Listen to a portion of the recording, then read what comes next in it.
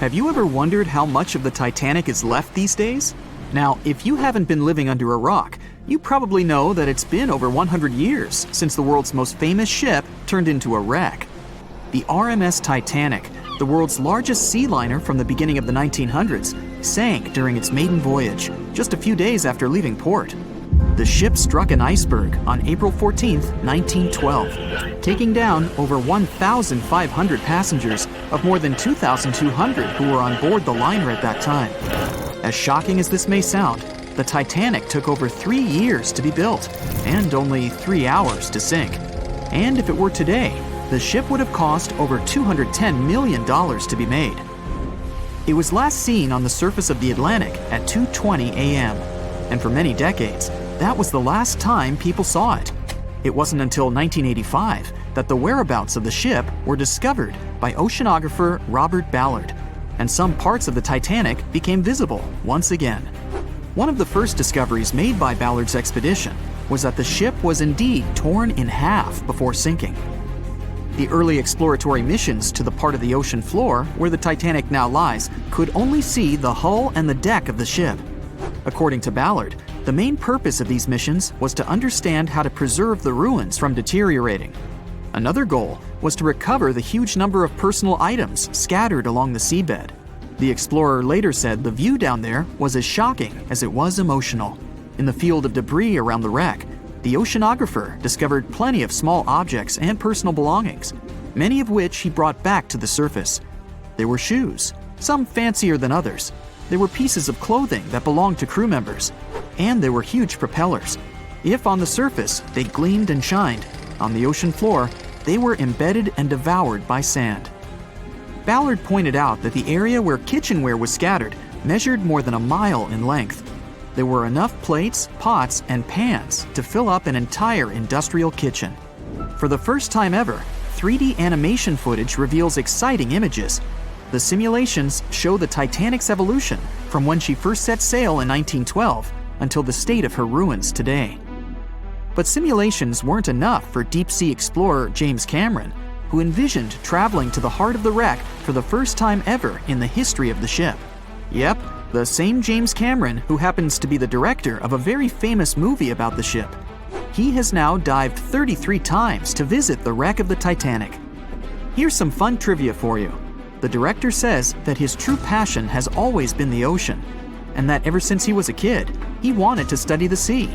Directing, let's say, just happened to be his day job. And when the possibility of directing Titanic appeared, he said yes, just so that he could go and check out the ruins of the ship in real life. Now back to the wreck. According to James Cameron, it wasn't enough for researchers to access only the exterior of the ship. They needed to go inside, analyze and photograph what was left of the pompous interiors of the world's once biggest sea liner. Cameron piloted an innovative robot vehicle equipped with cameras. It helped the man to reveal spaces in the Titanic that no one had ever seen before since the ship touched the bottom. Turkish baths, for instance, still had their tiled walls standing up almost in all their entirety. These baths were exclusively for first-class passengers. They were located right next to the swimming bath and the third-class dining room, and were designed in the Moorish style. People resting there could get heating blankets and ask waiters to bring them anything they needed. If the pictures from before the disaster were astonishing, they carry a different kind of wow factor now, when everything you see in them is hidden underneath the surface of the water. Another shocking discovery was the ship's mast. If we look at the Titanic in its pre-sinking glory, the mast calls much of one's attention. Located on the bow of the huge ship, the mast held together the transmission cables for the Marconi system, a system of wireless telegraphy. That's also where the British merchant flag the Titanic flew was located.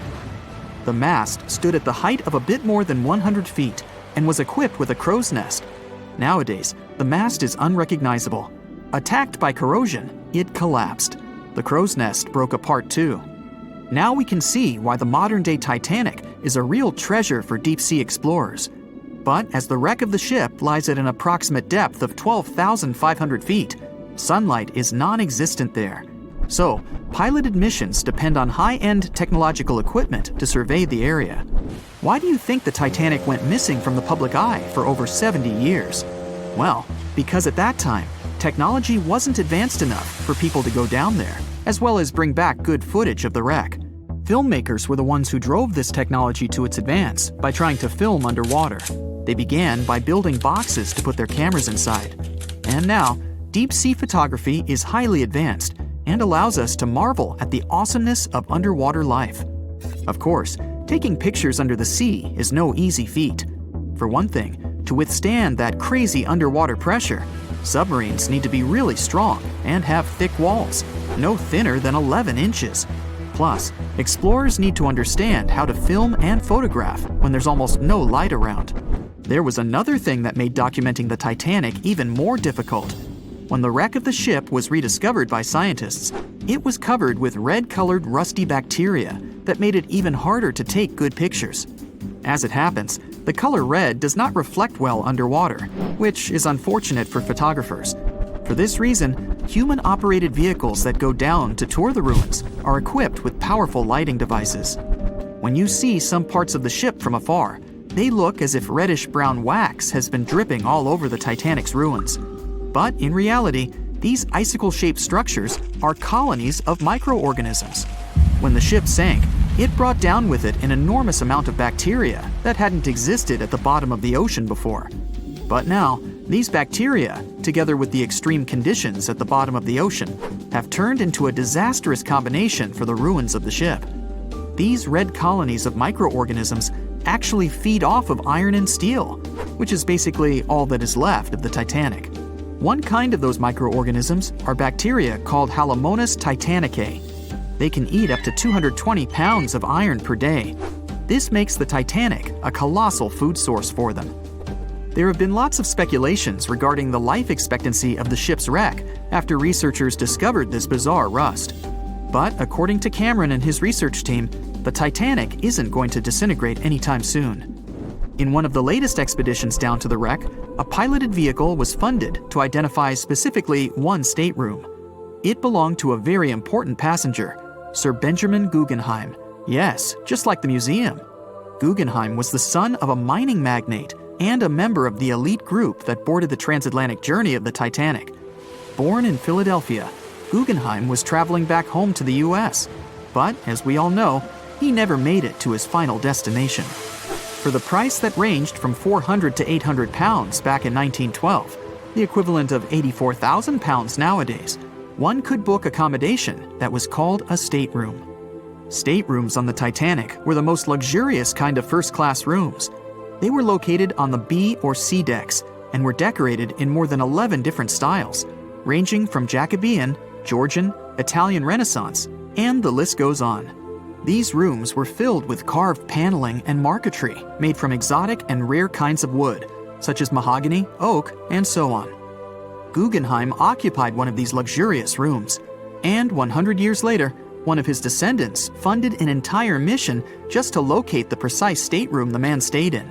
This expedition turned into a documentary for National Geographic, and they did manage to identify which stateroom was Guggenheim's, so kudos for them. Wow, poor Titanic just can't get a break. After being destroyed once, now it's going through its second crumbling on the seafloor. Experts think there will be no sign of it left by 2050. Recently, scientists organized a new expedition to Titanic. The thrilling journeys happened in 2021 and 2022. They studied the wreck's archaeology, mapped it, and took an incredible 8,000 images. And they discovered that oceanic forces were consuming Titanic much faster than many other ships. Meanwhile, there are some ships that have been lying underwater for centuries, and they're okay. So why is that? First, like any other shipwreck, Titanic is slowly succumbing to pressure and seawater. Parts of the promenade deck already collapsed. Captain Smith's bathtub is filled with debris because the roof fell on it. The officer's quarter door started to disintegrate as well. The bow is still holding on, buried 60 feet into the mud, just like 25 years ago. But it will also face an inevitable fate one day. Certain structures on the ship could last much longer, maybe for hundreds of years. For example, the thick boilers and reciprocating engines. But lighter elements like railings and wood are doomed. One of the biggest things that can crazily speed up the decay are hungry microbes. The Titanic is being eaten away. It turns out the Titanic has its own specific type of bacteria called Halomonas titanicae, and yes, it's literally named after the ship. This type was discovered in rusticles. That's what you call the rust formations that resemble icicles. They were snacking on the hull of the Titanic, and scientists first stumbled upon them in 2010 during a wreck expedition. These little guys slowly eat away at the steel. They stick to the steel surfaces, causing knob-like mounds of rust to form. These mounds cover the wreck of Titanic, and the porous rusticles then dissolve into fine powder. It's like they're trying to turn the ship into dust.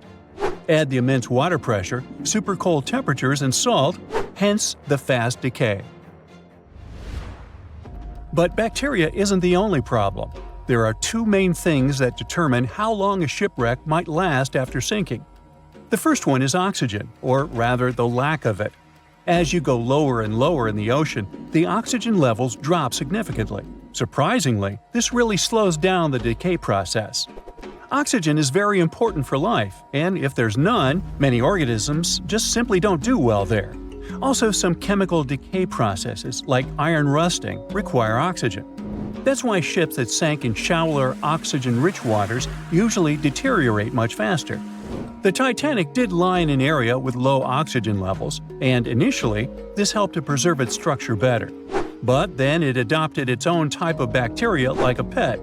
It turns out that this bacterium loves low oxygen conditions. Who would have thought? There's an interesting reason for that. Most ships throughout history, both above and below the water, were made of wood. This changed in the 1840s when the Industrial Revolution hit. People started making ships out of metals, mostly iron and steel, like Titanic.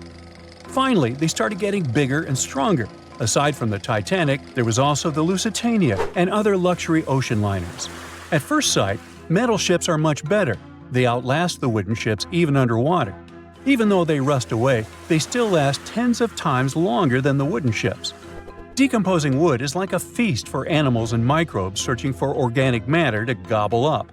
As soon as the wooden ship sinks, they start breaking it down almost immediately. One of the most annoying things was the shipworms. They were named that because they kept eating and burrowing holes in wooden ships. These worms can completely break the wreck down in just 2 years. Of course, this isn't a problem for metal ships, since steel and iron are super hard to digest. So they last a while if they sink in shallow and warm waters, not afraid of the oxygen. But interestingly, this also works the other way around. Metal ships feel bad in deep cold waters. A wooden ship, if sunken very deep, would be relatively fine because no critters munch on it. For example, there are at least 60 known ancient shipwrecks in the Black Sea. Some of them made back in ancient Greece, and they're completely fine. You can literally read the engravings in their planks. One of them is a Greek merchant ship that dates back to more than 2,040 years ago. The rudder, rowing benches, and even the contents of its hold remain perfectly preserved. Now it's known as the oldest intact shipwreck. But in deep cold waters, microbes, like that gobble on Titanic, run on iron. Usually they got this iron from geologic vents on the seafloor, like underwater volcanoes and stuff. But now they also have humans to support their food supply. All this gives us the second crucial factor of decay: materials. Organic materials are the clear losers, especially when exposed to the open ocean. Not just because of the microbes, but also because they're much more delicate than those of ceramic, glass, stone, or metallic origin. For organic matter to survive, being buried is often the best bet.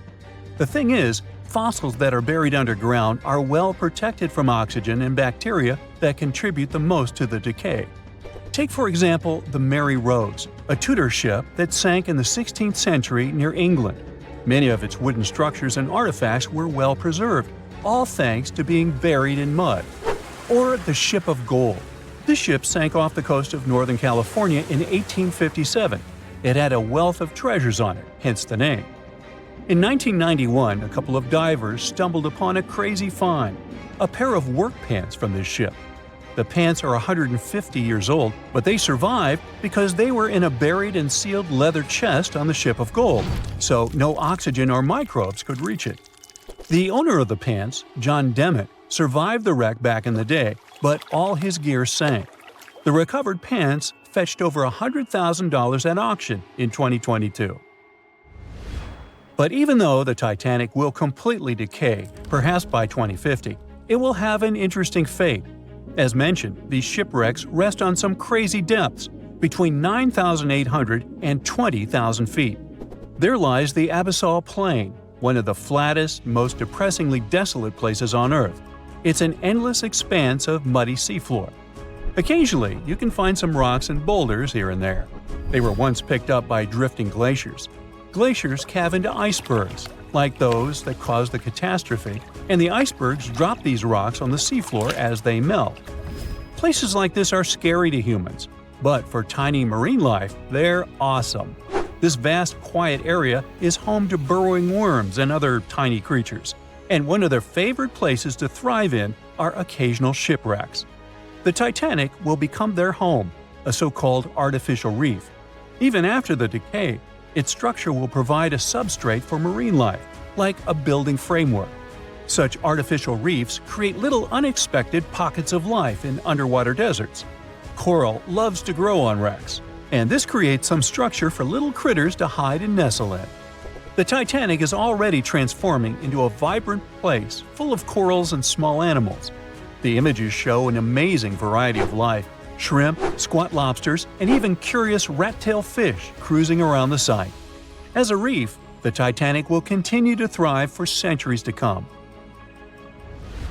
The researchers are excited about revisiting the Titanic in the future. They'll use advanced sonar and laser scanning technology to survey the wreck site and capture some high-quality photos for a better understanding of the Titanic's condition. They're also curious about how coral grows on shipwrecks compared to other underwater features, such as volcanic reefs. All this will be helpful for marine biology and the shipbuilding industry. Can you guess how many theories of the Titanic's sinking exist? Right, loads, including a theory of my own, which I'm going to share with you today. And then you can decide which one seems most likely to you. One Piece theory. The very first version of the events was the One Piece theory. It's very simple and basically claims that the sinking happened without any breakups. 2:15 a.m., the ship collides with an iceberg. 2:18 a.m., the lights go out. The ship reaches an angle of 45 degrees and then quickly begins its final plunge into the ocean depths. 2:20 a.m., only about 3 minutes later, the RMS Titanic disappears under the surface of the ocean for good. The liner doesn't break, it just goes down as a whole piece. Of course, this can't be true. In April 1912, the Titanic was not only the largest ship in the world, but also the largest ship ever built. It's hard to believe that such a heavy vessel could have gone down without breaking. That's just impossible. Well, I mean, you can't blame the theorists. Before we found the wreckage, there were no other theories. Wait a minute, or were there?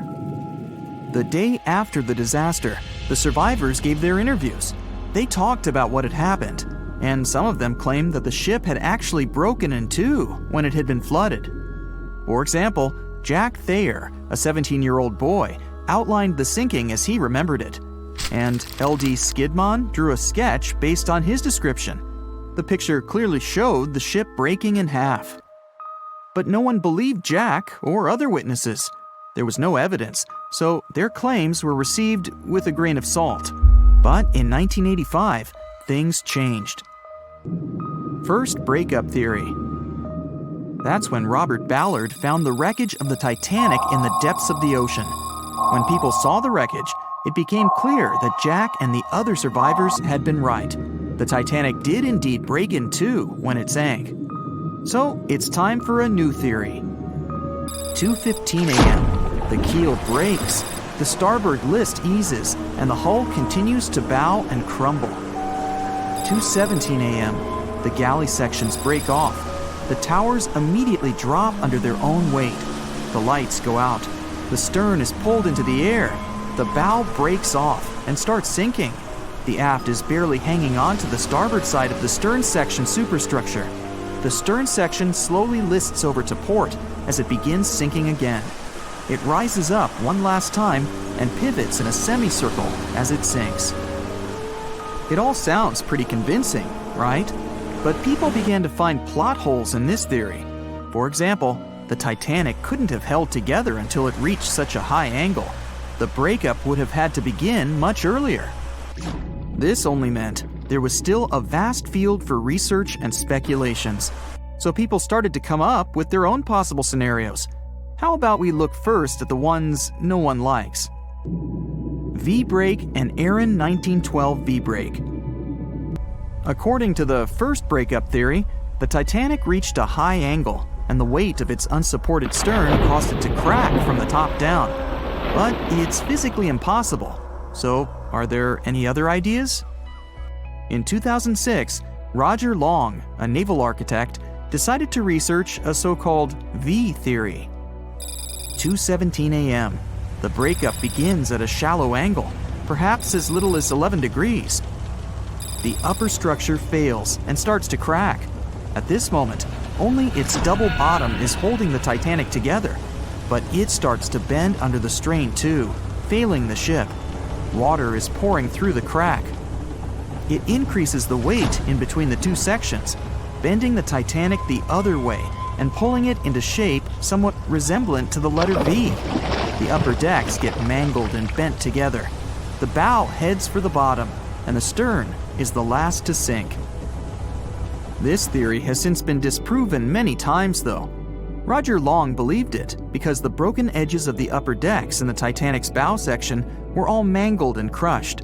However, we have learned that it happened because of the so-called hydraulic downburst, the force of the water crashing into the deck as the Titanic hit the ocean floor.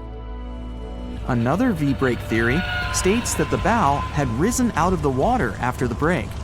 This theory was mainly peddled by one former Titanic enthusiast. But not only has this theory been proved to be physically impossible due to the bow's incredible mass, it was also inspired by incorrect information. Remember Jack Thayer? Well, it was based on his sketch and the words of a couple of passengers. But the truth is, none of them had ever seen the Titanic break down like this. Jack himself even stated in an interview that the sketch was completely out of context to what he had actually seen. It was drawn by a passenger on the Carpathia, the ship that received the Titanic's distress signal and came to its aid. It couldn't be used as evidence. Now that we know this, let's move on to the theories that most people believe in. James Cameron's banana peel theory. Who hasn't seen the legendary movie about the Titanic, right? It became the leader of the 70th Academy Awards ceremony in the number of nominations and awards, and deservedly so. But did you know that James Cameron had been interested in the Titanic for many years and studied the ship's history? His books and research are very detailed, and he even came up with his own version of the events. It's called the banana split theory, and this is actually what you could see in the movie. Here's how it goes. The Titanic reaches a 23-degree angle and fractures down to the keel. The double bottom acts as a hinge as the stern falls down. When the double bottom fails, the bow and the stern separate. The stern lists to port, standing vertically, and then begins to go underwater. This theory is the most scientifically accurate one, along with Roy Mengat's theory. Wait, who's Roy Mengat? Mengat theory. Roy Mengat was an engineer who came up with the most plausible theory for the time being. 2:17 a.m. The lights go out on the Titanic. At this moment, the ship is at an angle of 20 to 23 degrees. Suddenly, the vessel snaps in two just around the third funnel. It causes the stern to settle into the water. The keel fails first. The draft and lower hull are crushed and break apart. Water surges into the bow and stern of the ship through the huge cracks, causing the bow section to sink beneath the waves. The stern rises up to the angle of 70 to 90 degrees, and then it sinks too. This theory seems to make the most sense, but it's quite controversial. The survivors who saw the breakup stated that the stern had settled back with the bow completely missing. Mengat's theory, however, contradicts that statement, while James Cameron's scenario takes this into account. Are you thinking what I'm thinking? The truth must be somewhere in the middle. My version. Now, as promised, I'll provide you with my version of the events. Well, it's not really my theory, more like a combination of Roy Mengat's and James Cameron's ones. I believe that James Cameron was right about the breakup. 2:17 a.m. The ship is at a high angle. The lights go out. Then it snaps into two pieces. The bow starts sinking. The double bottom is still attached to the stern for a minute or so. Once the double bottom fails, the two parts separate and the bow goes down. Then, as Mengat said, the stern rises up at a high angle, and then it begins to sink vertically.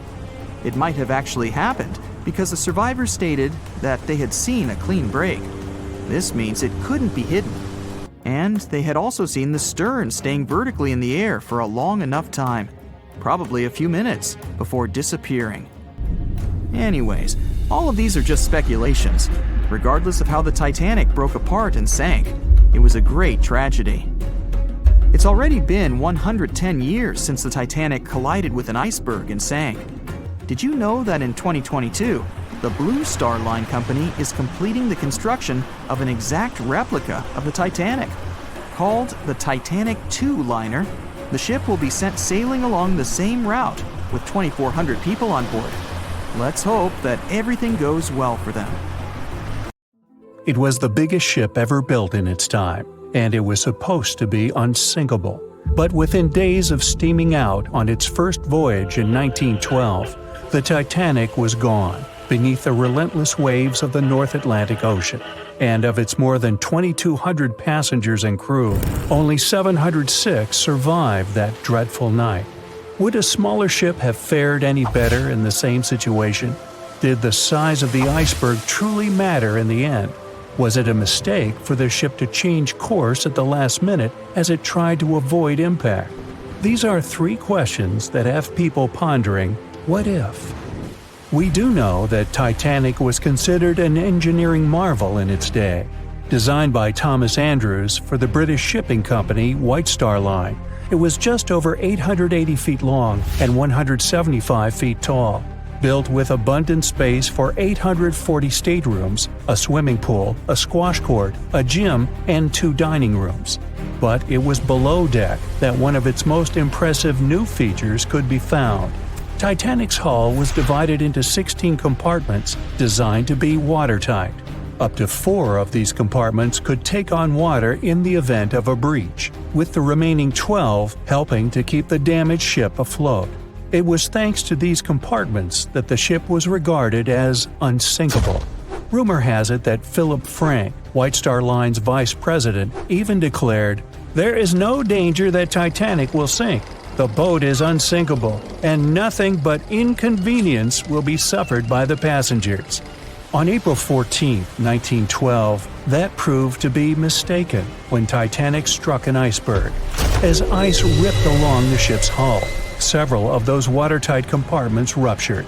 It took only 2.5 hours for Titanic to sink. Did the size of the iceberg that hit Titanic seal its fate? Would a bigger or smaller iceberg have made any difference? Icebergs come in a wide variety of shapes and sizes. They are pieces of ice that have broken away from glaciers or ice shelves in the Arctic and Antarctic, and are now wandering across the ocean until they eventually melt. One of the tallest icebergs ever found would have easily dwarfed Titanic. Discovered in 1957, it was 550 feet high. That's close to the height of the Washington Monument. Imagine ramming into something that big. Smaller icebergs, though, can turn out just as dangerous. Some are the size of houses and called bergy bits. Others, closer to the size of a car, are called growlers.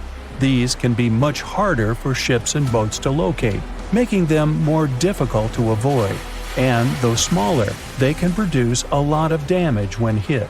It's also critical to recall that icebergs are always bigger than they seem, with the majority of their mass lurking below the ocean surface. In fact, over 80% of an iceberg's volume is underwater. Most of its sharp, jagged edges cannot be seen. Roam too close, and you risk damaging your ship's hull. Because Titanic had little notice of its impending doom, a smaller iceberg, struck at the same angle, could still have been enough to bring that mighty ship down. Now, it's possible that had the iceberg been larger, it would have been spotted sooner. Titanic might have had time to alter course and avoid the impact. But missing that one iceberg would not have guaranteed Titanic's safety. It was traveling in a dangerous stretch of the Atlantic called Iceberg Alley. It's located 250 miles east and southeast of Newfoundland, Canada. Behind one iceberg, there could be another, and another after that.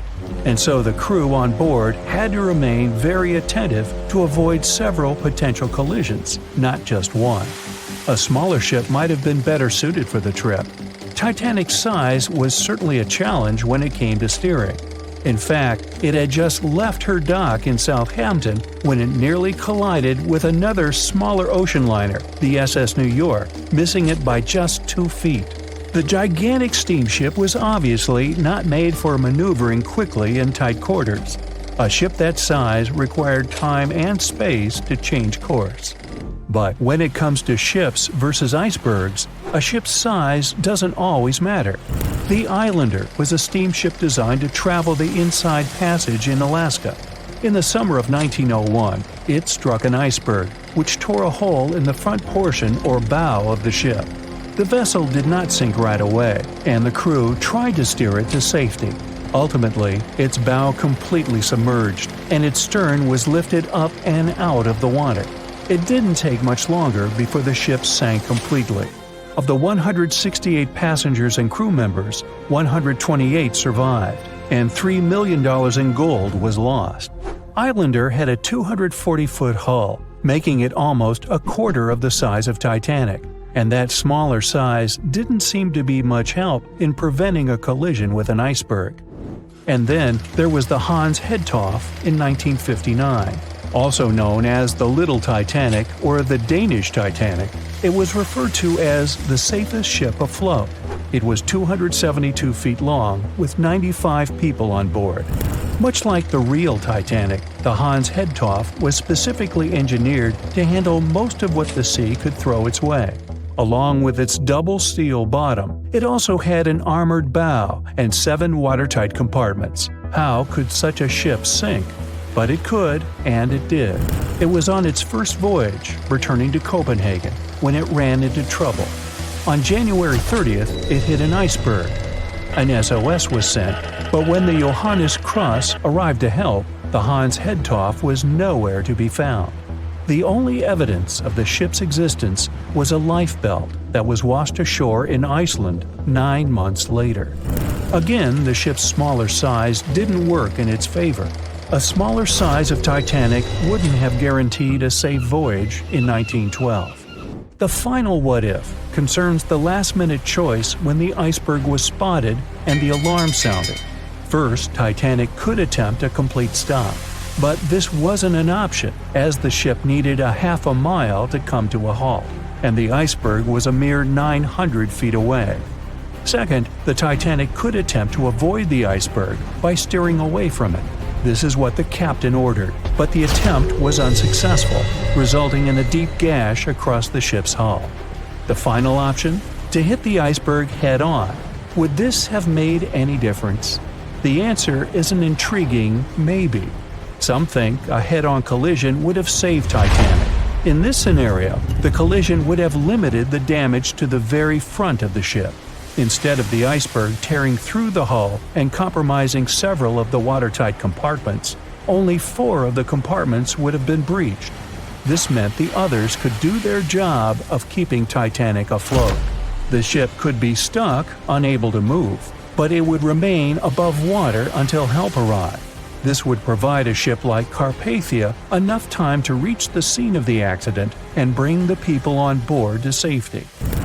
One of the Titanic's designers, Edward Wilding, made a similar claim during an inquiry into the sinking. He argued that most people would have survived a head-on crash, and that Titanic itself would not have sunk. Others disagree, though. First, the special bulkheads on Titanic were designed specifically to protect the ship against collisions with other vessels, not with icebergs. These compartments would crumple upon impact, absorbing some of the force while the other ship absorbed the rest. Though the damage would still be extensive, the remaining bulkheads would keep the ship afloat. But an iceberg does not have the same flex in a collision as you would experience with another ship. Most of the force would be absorbed by Titanic, resulting in greater damage to the ship. Even worse, the impact would be carried through the full length of the ship. Rivets would burst, seams would tear, the compartments would quickly flood, and the ship would sink even faster, resulting in fewer survivors. In any case, as with most what-ifs, we'll never really know the answer. As tragic as Titanic's first and last voyage was, it did result in changes that helped make venturing out to sea much safer. Findings from hearings on the disaster led to the creation of the International Ice Patrol, or ICC, in 1914, an organization that tracks icebergs in the Atlantic and Arctic Oceans to ensure vessels in the area can avoid them. In the U.S. and Britain, ships were obligated to carry enough lifeboats to accommodate every person aboard. Regular lifeboat drills were made mandatory. And finally, the bulkheads on ships were made higher to keep water out, and bottoms were stretched to create double hulls, helping make the compartments truly waterproof.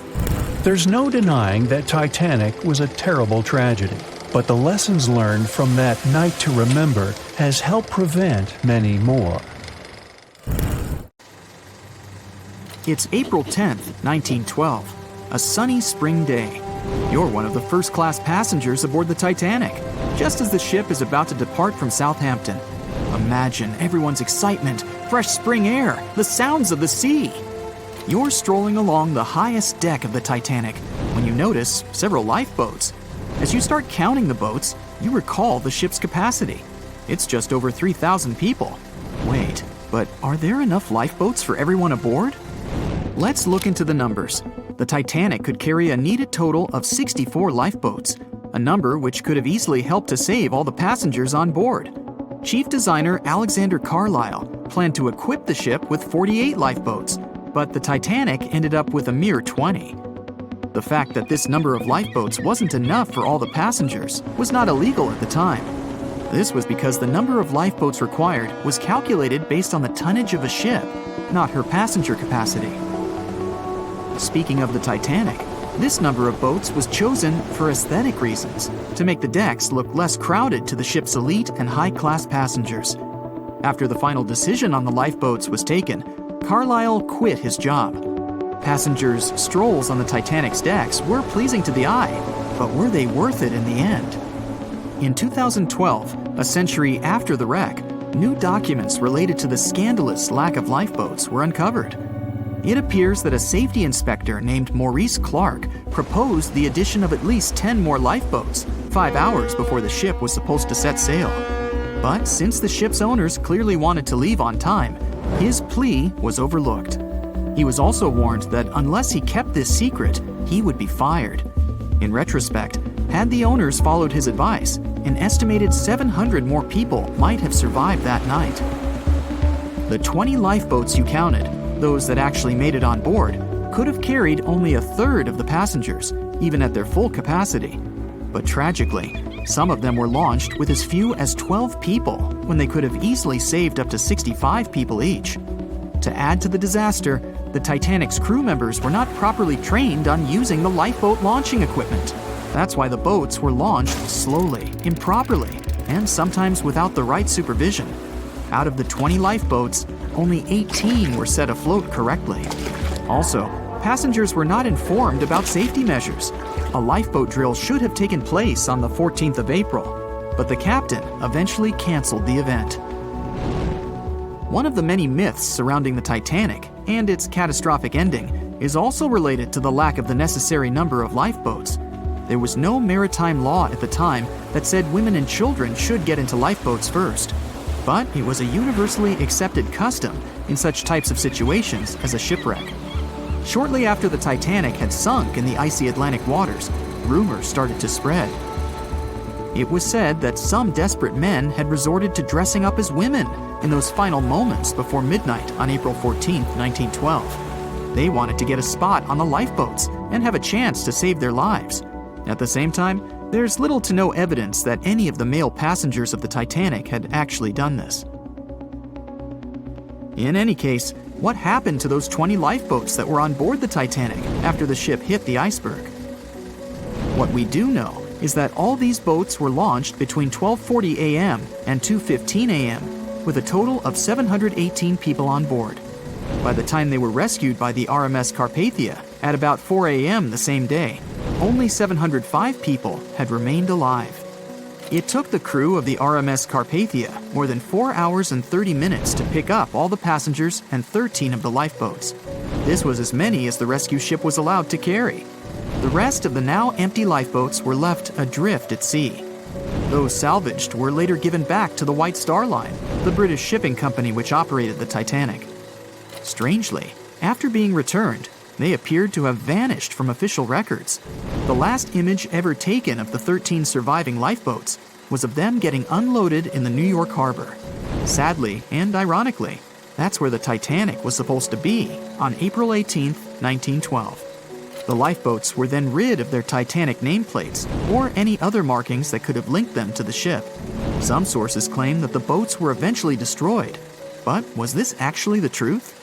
The fate of one particular lifeboat has been the source of much debate.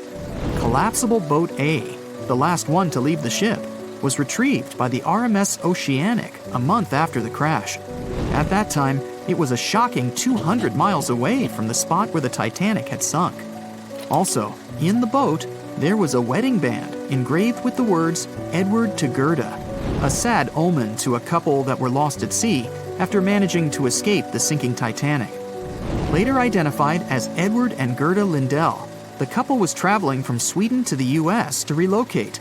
Some accounts claimed that Mr. Lindell did, in fact, make it to Collapsible Boat A, but his wife wasn't as lucky. Neither were ever seen again, and the wedding band was eventually sent to Gerda's father.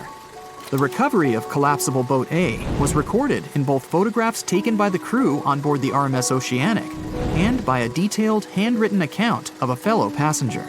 They claimed that the lifeboat had looked more like a piece of wood carried by the waves than an actual boat. The first lifeboat to depart from the Titanic was Lifeboat Number 7. It was dubbed the Millionaire Lifeboat. It's rumored that the 12 passengers on board might have bribed the crew to row away to safety instead of allowing others to jump in. In 2015, some of the items recovered from this lifeboat, including a lunch menu, a ticket, and a letter from one of the passengers, were auctioned for up to $70,000 by a New York auctioneer. Soon after the Titanic catastrophe, it became mandatory for all ships to be equipped with enough lifeboats to carry all the passengers and crew. It's more likely that the Titanic lifeboats, being relatively new equipment at the time, were refitted to be used on other ships, such as the RMS Olympic, which was the Titanic's older sister. Some of them may have been sold off to private collections, or even left to rot. After all, they were seen as a source of bad luck, and most people were unwilling to use them again on other ships. Unfortunately, all the information about their whereabouts is hard to confirm now. No official statement from the owners of the lifeboats was ever given after their rescue. But although nothing appears to have remained of the original lifeboats, some full-sized replicas exist on display in museums in Falmouth, England, and Belfast, Northern Ireland. One of the few surviving White Star Line lifeboats did not, in fact, belong to the Titanic, but it did have a striking connection to the cursed ship. This boat is the restored Lifeboat 6 from the RMS Oceanic, which helped to recover Titanic's collapsible Lifeboat C. It was said to be owned by a private collector, but similar to the Titanic's lifeboats, we don't know anything about its location today. As for the nameplates and other identification marks of the lifeboats, the White Star Line seems to have kept them. Because some of these items were later auctioned and sold to interested collectors, Even Rick Springfield supposedly got hold of one of the nameplates. One particular nameplate was already missing by the time the White Star Line employees had reached the lifeboats. It was the nameplate of Lifeboat Number 8, which had been taken by a sailor named Thomas Jones. He later gifted it to another Titanic survivor, the Countess of Rothes, along with a letter acknowledging the bond they formed on the night of the shipwreck. You can find other similar items on display in different museums, such as Larne Museum and Arts Centre in Northern Ireland, or Worcester City Art Gallery and Museum. To be fair, some experts claim that even if there had been more lifeboats on board the Titanic, there simply might not have been enough time to launch them all. That's how severe the impact was. Many researchers say that everything was happening so rapidly after the ship had hit the iceberg that it's astonishing that so many passengers managed to survive.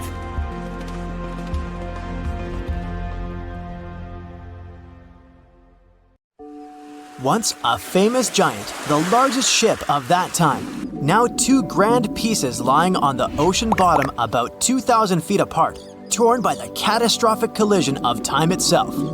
The stern of the Titanic got completely ruined after hitting the ocean floor, but you can still recognize the bow since many interiors were left preserved. There's a type of bacteria found on the ship's rusticles. A rusticle is this brownish formation of rust. It occurs deep underwater when the wrought iron the ship is made of oxidizes.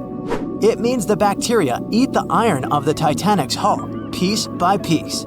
And it seems they might finish their snack by 2030, way sooner than when anyone would expect the wreck to be gone forever.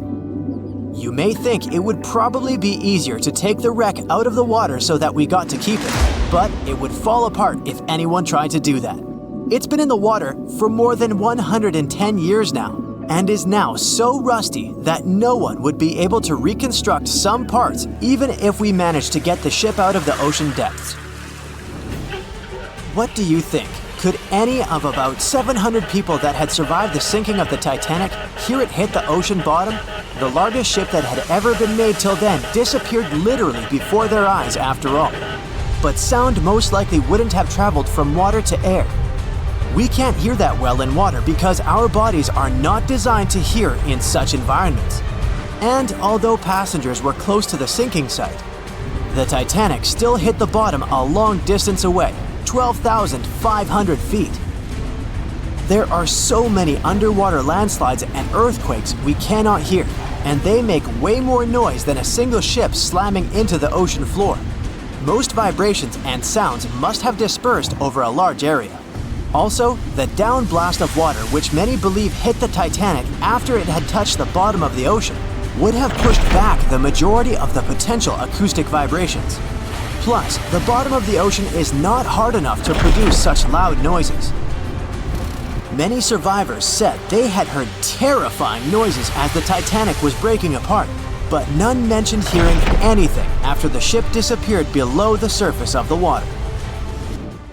Some survivors shared how chaotic it was when passengers, mainly women and children, were getting into lifeboats. There weren't enough boats, and still, some of them weren't even filled to their full capacity. No one knew how to react properly in such a situation. The lifeboat drill had been scheduled for the morning before the Titanic hit the iceberg, but for some reason, it got canceled. A giant ocean liner everyone believes is unsinkable takes a trip across the ocean. On its way, it strikes an iceberg and sinks. Yeah, we all know how the story goes. But what's scary is that it's also the plot of The Wreck of the Titan, a novel published in 1898, 14 years before the Titanic went to the ocean bottom or was even constructed. In the novel, the Titan, what a scarily accurate name too, didn't have enough life jackets, vests, and lifeboats for all the passengers on board. It was also the largest ship of that time, almost identical in size to the Titanic, and both the Titan and Titanic sank in April. Dorothy Gibson was an American silent film actress. She was also one of the Titanic passengers. She survived the catastrophe. Right after she came to New York, she started filming Saved from the Titanic. The film was released only 1 month after the ship sank. Dorothy was even wearing the same shoes and clothes she had worn when she had actually been on the ship. The movie was successful, but it got destroyed in a fire, so it only exists in memories, like Jack Dawson. Titanic wasn't all alone in the restless waves of the cold ocean near the iceberg it struck. The SS Californian was relatively close. Their radio was shut off for that night though. At one moment, the crew members noticed mysterious lights in the sky. They immediately went to wake their captain up to tell him, but he issued no orders. Some believed it was just fireworks. They never realized it was actually a call for help. The flares crew members of the Titanic sent off to the sky, hoping someone would notice. By the time the SS Californian got the SOS message, it was already too late. Some say a full moon may have been the reason the iceberg crossed paths with the gigantic ship. A full moon may have caused incredibly strong tides that eventually sent multiple icebergs southward, right when the Titanic was crossing that area. Would you dare to taste cheese from the Titanic? The wreck has been under the ocean surface for more than 100 years now. It took more than 70 years to find it. By that time, most of the food that had gone down together with the ship had, of course, spoiled. But it's possible there's still some of it left. Some foods are protected from decay. For example, cheese. The microbes that turn milk into cheese create special conditions to protect the product from spoiling. Multiple things have survived the Titanic. A handwritten letter where a mother and a daughter wrote to the girl's grandma about the amazing journey they were on together. The letter has been around for more than 100 years and got sold at an auction. A battered pair of white cotton gloves was found in the wreck. Musicians on the Titanic played till the very last moment. Sheet music and one violin were found among the wreckage. The bell one of the crew members rang 3 times to warn there was a very close iceberg on their way.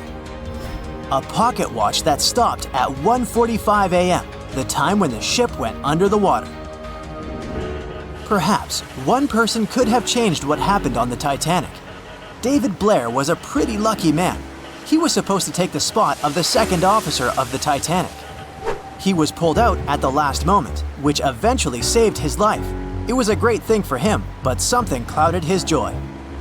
What if he was the only person who could have done something to save the ship and the passengers?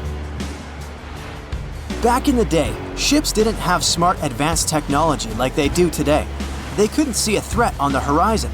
Binoculars were pretty helpful, but the crew members on the Titanic didn't have access to the room where they were kept.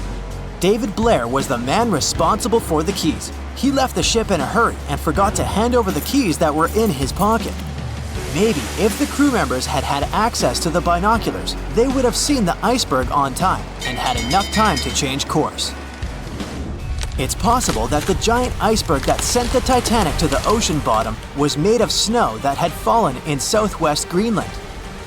Scientists even used a computer model to calculate the paths the iceberg took in any given year, taking into consideration ocean currents and weather readings for that year. It's possible that the iceberg was 1,700 feet long, with a weight of around 75 tons. By the time it collided with the Titanic, it had dwindled down to only 1.5 tons. Violet Constance Jessup was, as many called her, Miss Unsinkable. She was only 24 years old when she joined the Titanic crew as a stewardess. On the tragic night when the ship struck the iceberg, she was lying in bed. As soon as she heard that something was going on, she got dressed and quickly went to the deck. Violet helped passengers get into lifeboats. 4 years later, she was on the Britannic, the Titanic's sister ship. Once again, the ship started sinking. Not only did the woman survive another accident, but she was also once again the one helping other people to escape the vessel before it disappeared below the surface. On April 10th, 1912, the RMS Titanic set sail from England. But this wasn't the launch of a regular ship.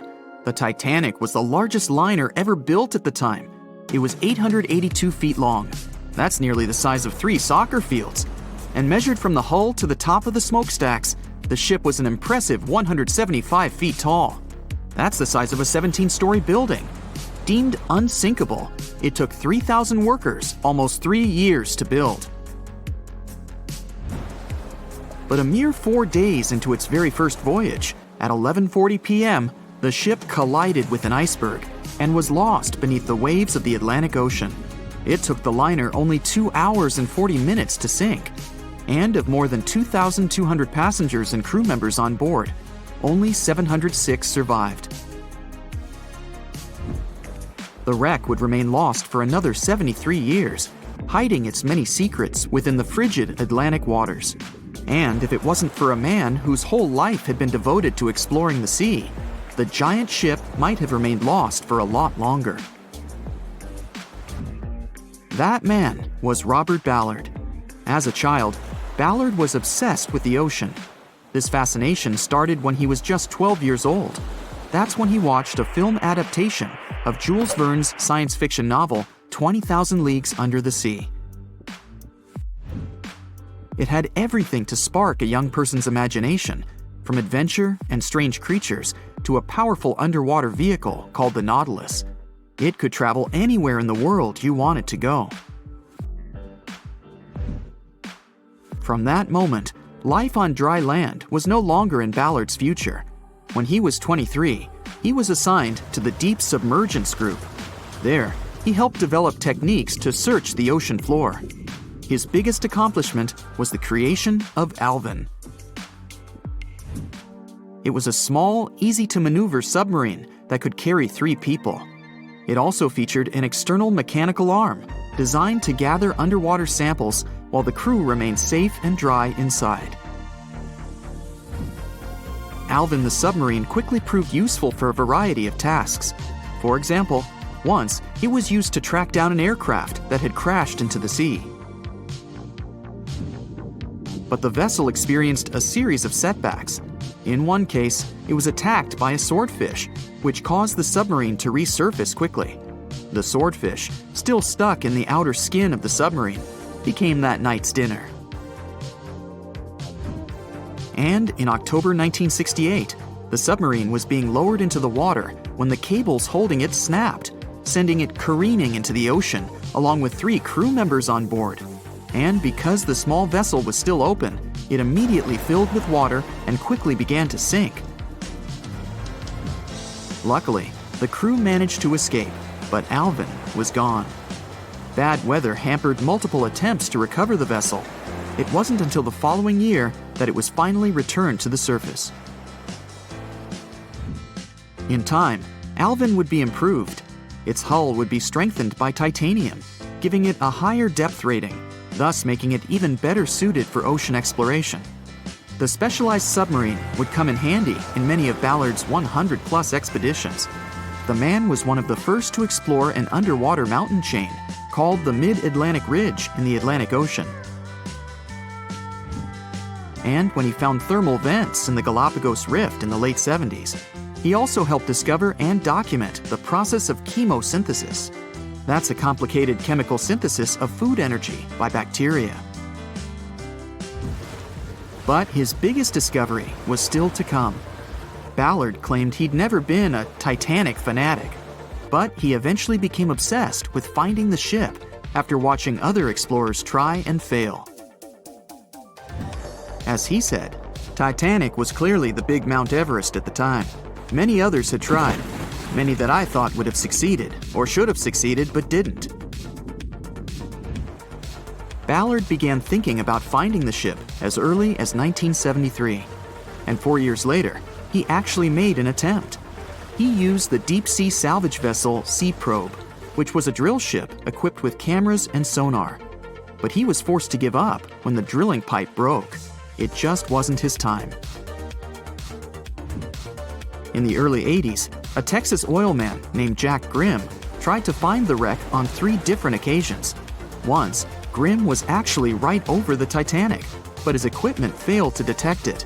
That's what we call extreme bad luck. Ballard was just biding his time. He needed a plan and some help. The first issue was getting down to the bottom of the Atlantic. The furthest down he had ever traveled before was 20,000 feet, and this trip took him 3 hours, and that didn't include the way back up. Ballard knew he could use Alvin, already enhanced with a titanium hull to withstand the pressure of the ocean. But he also needed something that didn't require him to actually go down with it. An unpiloted, remote-controlled submarine would be ideal. But first, he would have to create one. He reached out to the authorities, hoping they would provide funding for his project. And though officials had no interest in the Titanic, they were willing to help. But there was a catch. Ballard had to first focus on tracking down two submarines, the Thresher and the Scorpion, which had sunk to the bottom of the Atlantic Ocean in the 1960s. The authorities were hoping to study them to find out why they had sunk in the first place. They also wanted to know if they could be recovered or if it was safe to leave them on the ocean floor. Only when he had successfully completed this task would he be free to use any remaining time on his contract to find the Titanic. With no other options for funding, Ballard took the offer. He got to work. First, he created two new devices. Argo was an unpiloted, deep-towed undersea video camera sled. It was designed to take photos and record videos from a series of cameras mounted on it. It could work at depths of up to 20,000 feet, and it could also explore nearly 98% of the ocean floor. Argo was supposed to be tethered to a boat. As the boat moved, Argo would be pulled behind, floating just above the ocean floor. The camera would then transmit images to the surface. The second device was a small robotic vehicle called Jason Jr.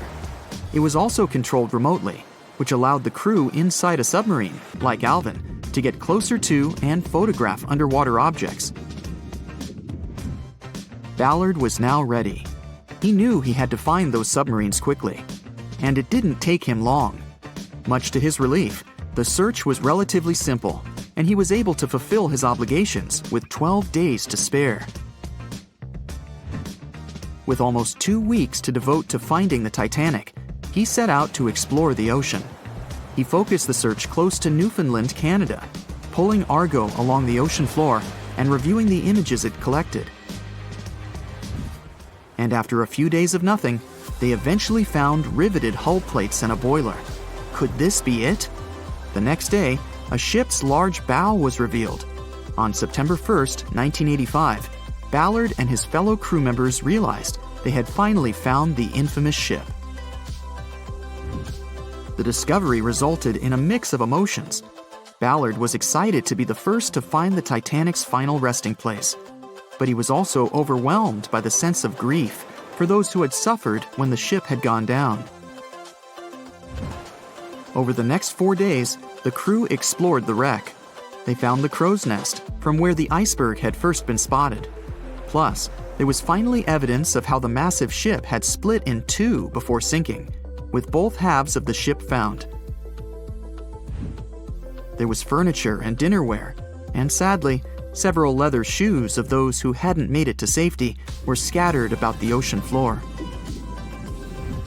Ballard succeeded where others had failed and became an instant celebrity around the world. You'd think that locating the Titanic would be enough for one man, but not for Ballard.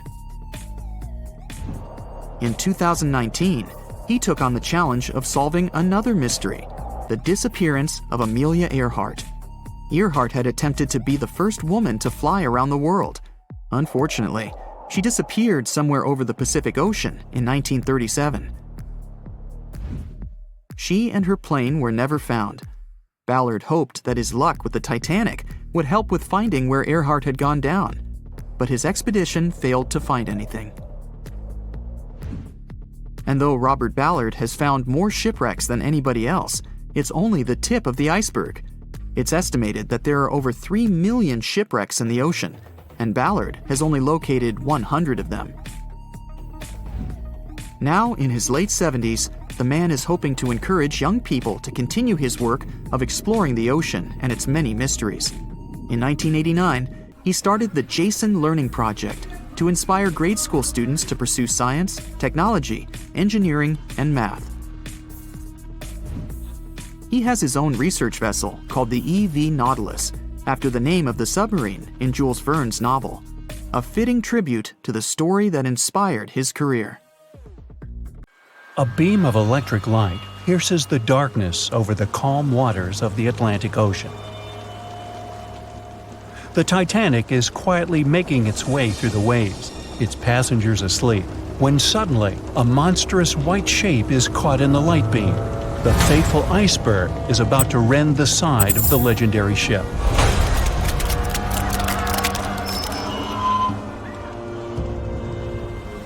April 14, 1912. Only 2 days before someone will take a photo of a giant iceberg with a pretty unusual elliptical shape. It turns out that this iceberg most likely formed out of snow that fell 100,000 years ago.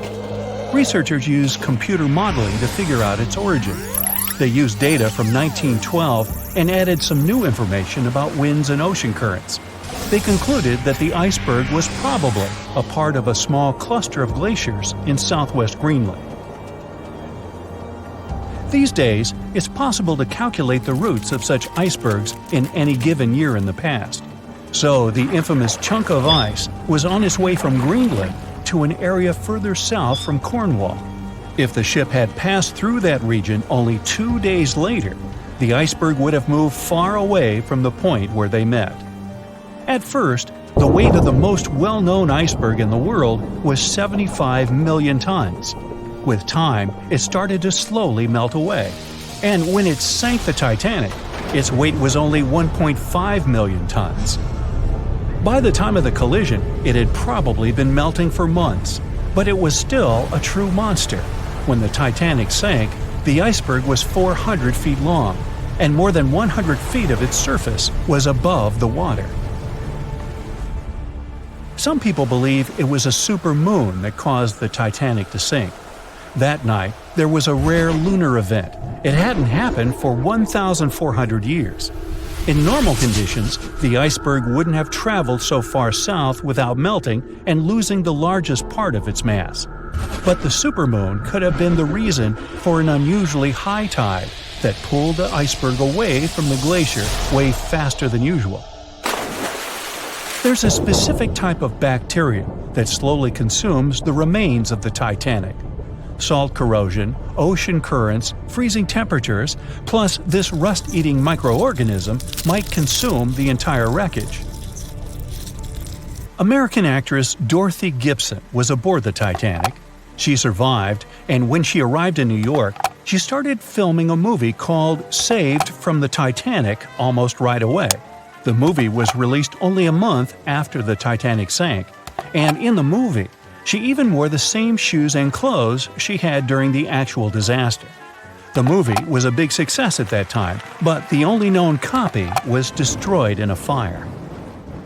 14 years before the Titanic sank, a novella called Futility had been published, and it seemed to have predicted the whole event. The plot centered around a fictional ship called the Titan that sank during its voyage. The Titan was almost the same size as Titanic, and they both went to the bottom in April. The reason was hitting an iceberg, too.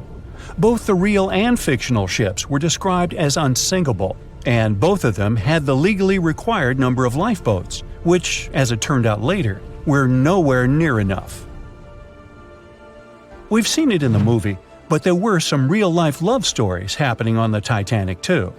13 couples even took a trip on the Titanic as part of their honeymoon. One of the couples owned Macy's department store in New York. Once it became clear the Titanic was rapidly sinking, the woman refused to go into a lifeboat without her husband. But he didn't want to join her while there were still women and children who he thought had to go first. Then his wife gave her coat to her maid. She insisted that the maid should get into the lifeboat, and she wanted her to be warm. As for the woman herself, she decided to stay with her husband till the end. Some people believe Titanic sank because of a mummy, not an iceberg. It all started around 1000 BCE with a mysterious woman who lived in Egypt, in the City of Thieves.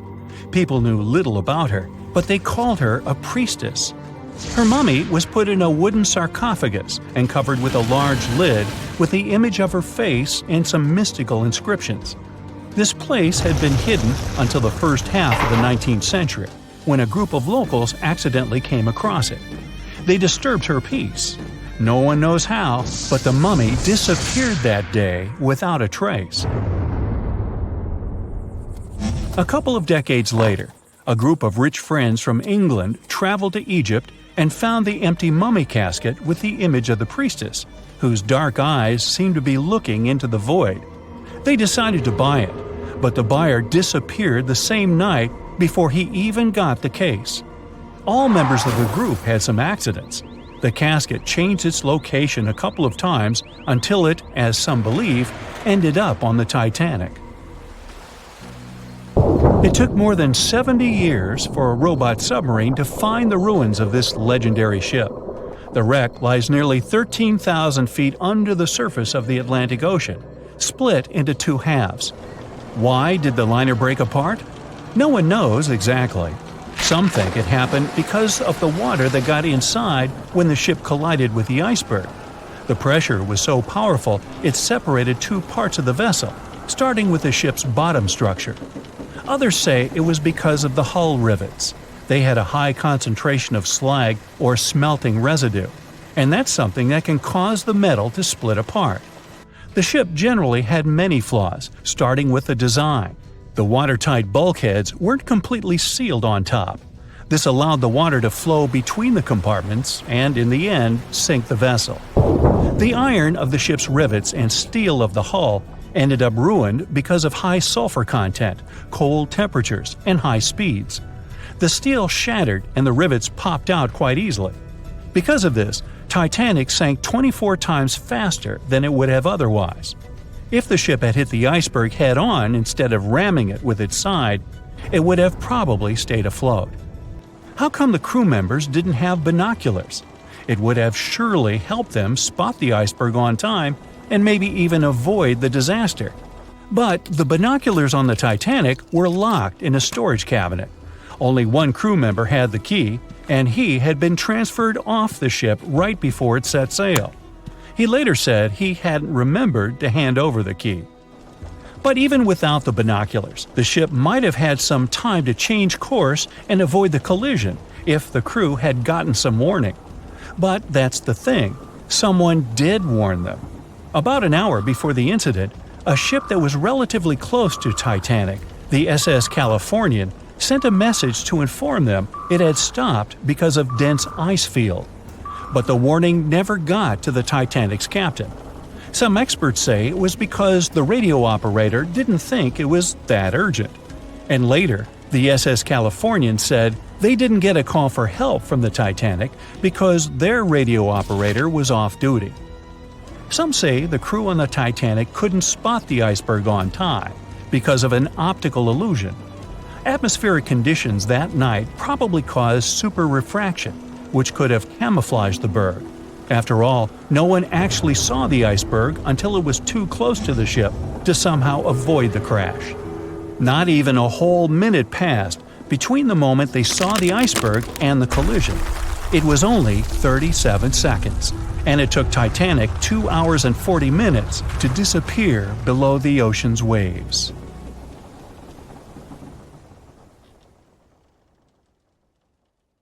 April 14, 1912. The dark night was filled with horrible sounds of a giant metal vessel breaking into two. The largest ship of that time collided with an iceberg that was on its way. The Titanic, one of the biggest stories of the 20th century that people still talk about. The starboard side of the giant vessel brushed up against the iceberg. It was 11:40 p.m. when things started going wrong. This iceberg caused enough damage for at least 5 watertight compartments in the hull to start filling with water. The crew immediately began a brief investigation to see if they could do anything and fix things. They had no one to rely on, all alone in the darkness of the cold night, far away from the land. The North Atlantic Ocean, around 400 miles south of Newfoundland, Canada. They needed time to figure out how to bring people to safety. They had some time, true, but not enough. If you watched the movie, you know the ship didn't plunge immediately after the icy doom had happened. The whole process lasted a good 2 hours and 40 minutes. But the situation was hard. There were 2,200 people to take care of, including crew and passengers, and things happening on the ship were chaotic. The chief designer, Thomas Andrews, soon realized they wouldn't be able to stay afloat. By midnight, the entire crew had begun preparing the lifeboats for launch. They had 20 boats with space for only 1,178 people, which was just a bit more than 50% of the people on board. The order was to get women and children to safety first. Crewmen were there to row and guide the boats. The scene over the next 2 hours gradually started escalating. The crew members had a task to wake up passengers and warn them something bad was happening. They wanted to place them into a fleet of lifeboats as soon as possible. At 12:15 a.m., some crew members sent out a distress signal. A steamship called Frankfurt was among the first ones that received the message and responded, but they were about 170 nautical miles away. Some other ships also got the message and offered their assistance, but sadly, they were too far away as well. At 12:20 a.m., the Cunard liner Carpathia got a distress signal from the Titanic and changed its course right away. They were 58 miles away at the time, and it would take them more than 3 hours to get there. 20 minutes later, the crew was lowering the first lifeboat. It was carrying only 27 passengers, although it had room for 65. Many of the lifeboats that were launched first were well below capacity. Crew members were worried, thinking the Davids wouldn't be able to hold a fully loaded lifeboat. And in the beginning, many passengers were just too afraid to leave the ship. They still thought Titanic was unsinkable and couldn't imagine the scenario that was going to happen 1 to 2 hours later. The crew was firing the first of 8 distress rockets. Unsuccessful. No one was close enough to help. By 1:20 a.m., they lowered 10 lifeboats. Number 8 had only 28 people in it. One of the passengers on the number 10 was 9-week-old Melvina Dean. She would later become the last survivor who lived until 2009 and turned 97. It was 2 a.m. already. 3 of the collapsible boats were the only lifeboats that remained on the ship. The bow of the vessel had sunk low and had tipped far under the surface. People around it could now clearly see stern propellers above the water. Crew members were lowering collapsible lifeboat D from the roof of the officers' quarters with over 20 passengers in it. As the ship's bow went under, the water was washing collapsible A from the deck. Those 20 people were struggling because their boat was partly filled with water. As crew members were trying to release collapsible B, it fell.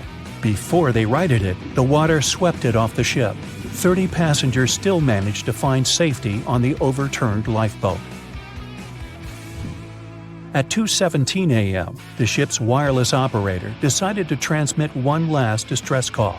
A minute later, the light on the ship finally went out. Titanic and all left on board plunged into darkness. The bow continued to sink, and the stern was rising higher above the surface, which placed great strain on the midsection. Horrible sounds were filling the night. Titanic, this massive, legendary ship so many people placed their hopes in and were excited about, broke into 2 between the 3rd and 4th funnels. Reports would speculate it took about 6 minutes for the bow section to reach the ocean bottom. The stern settled back in the water before it rose again into a vertical position. It remained in this situation until it finally disappeared into the ocean. At 2:20 a.m., the stern apparently retained air inside, and water pressure crushed it as it went down. The stern landed about 2,000 feet away from the bow. People consider the Titanic the fastest ship in the world. They thought it was unsinkable because 4 of its compartments could be flooded, and that still wouldn't cause a critical loss of buoyancy. Its life was problematic since its beginning. While the ship was leaving port, it moved within a couple of feet of the steamer New York. It managed to safely pass by, which was a huge relief for all those worried passengers massed on the ship's decks. Titanic sailed off on the 10th of April. Its first journey was across the highly competitive Atlantic route. On the launch day, the Titanic became the biggest movable object in the history of humankind, 882 feet long, 92 feet wide. Not that big if you compare it with today's ships. The biggest cruise ship in the world today is Royal Caribbean's Symphony of the Seas, which is roughly 5 times the size of Titanic. If you put that ship in a vertical position, it would be nearly as tall as the Empire State Building, which is 1,250 feet without antennas. But Titanic was a huge attraction back in its time. At one moment of their journey, they stopped in France, after which they made another stop in Ireland. Once the final passengers boarded, the massive ship set out at full speed for their final destination, New York City. 4 days after the beginning of its journey, Titanic failed to divert its course from a huge iceberg, the story we all know about. Only 700 people survived, and most of them were women and children. The night was extremely cold, 1 hour and 20 minutes after Titanic had gone down to the bottom of the ocean. Survivors weren't even sure someone was coming to save them. Finally, they saw the light. It was Carpathia coming towards them. They came for the people in the lifeboats. The crew brought them aboard and pulled a handful of other passengers out of the water. Many ships tried to contact Titanic a few hours after it sank. Their messages were never returned. Later, when there was an investigation of what really happened, they discovered the Leyland liner Californian had been less than 20 miles away when Titanic was sinking. But the crew didn't hear the distress signals coming from Titanic because their radio operator was off duty. Countries from both sides of the Atlantic were shocked and horrified when they heard details of what happened to Titanic. They decided to make changes to ship operations, rules that would help avoid such events in the future. They held the first International Convention for Safety of Life at Sea, where they adopted rules for every ship to have lifeboat space for each passenger on board. Also, lifeboat drills became mandatory. They also decided to establish an international ice patrol. Its main role was to monitor icebergs in the North Atlantic shipping lanes. Ships also needed to maintain a 24-hour radio watch. Titanic wasn't built alone. Because of the size of this magnificent ship and all the new equipment it required, it would have been too expensive as a one-off. So the team built the Titanic alongside 2 sister ships, and both of them had eventful lifetimes. RMS Olympic came first. It was launched in 1910, and for a whole year was the biggest liner in the world.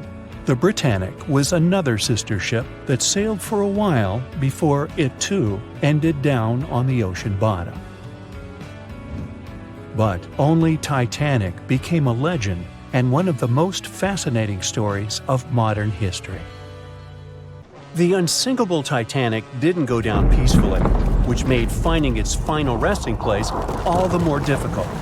The world-famous RMS Titanic sank in 1912, but was only discovered in 1985 on a secret mission. Although people back in the early 1900s had the approximate location of where the Titanic was, they didn't have the right technology to find it.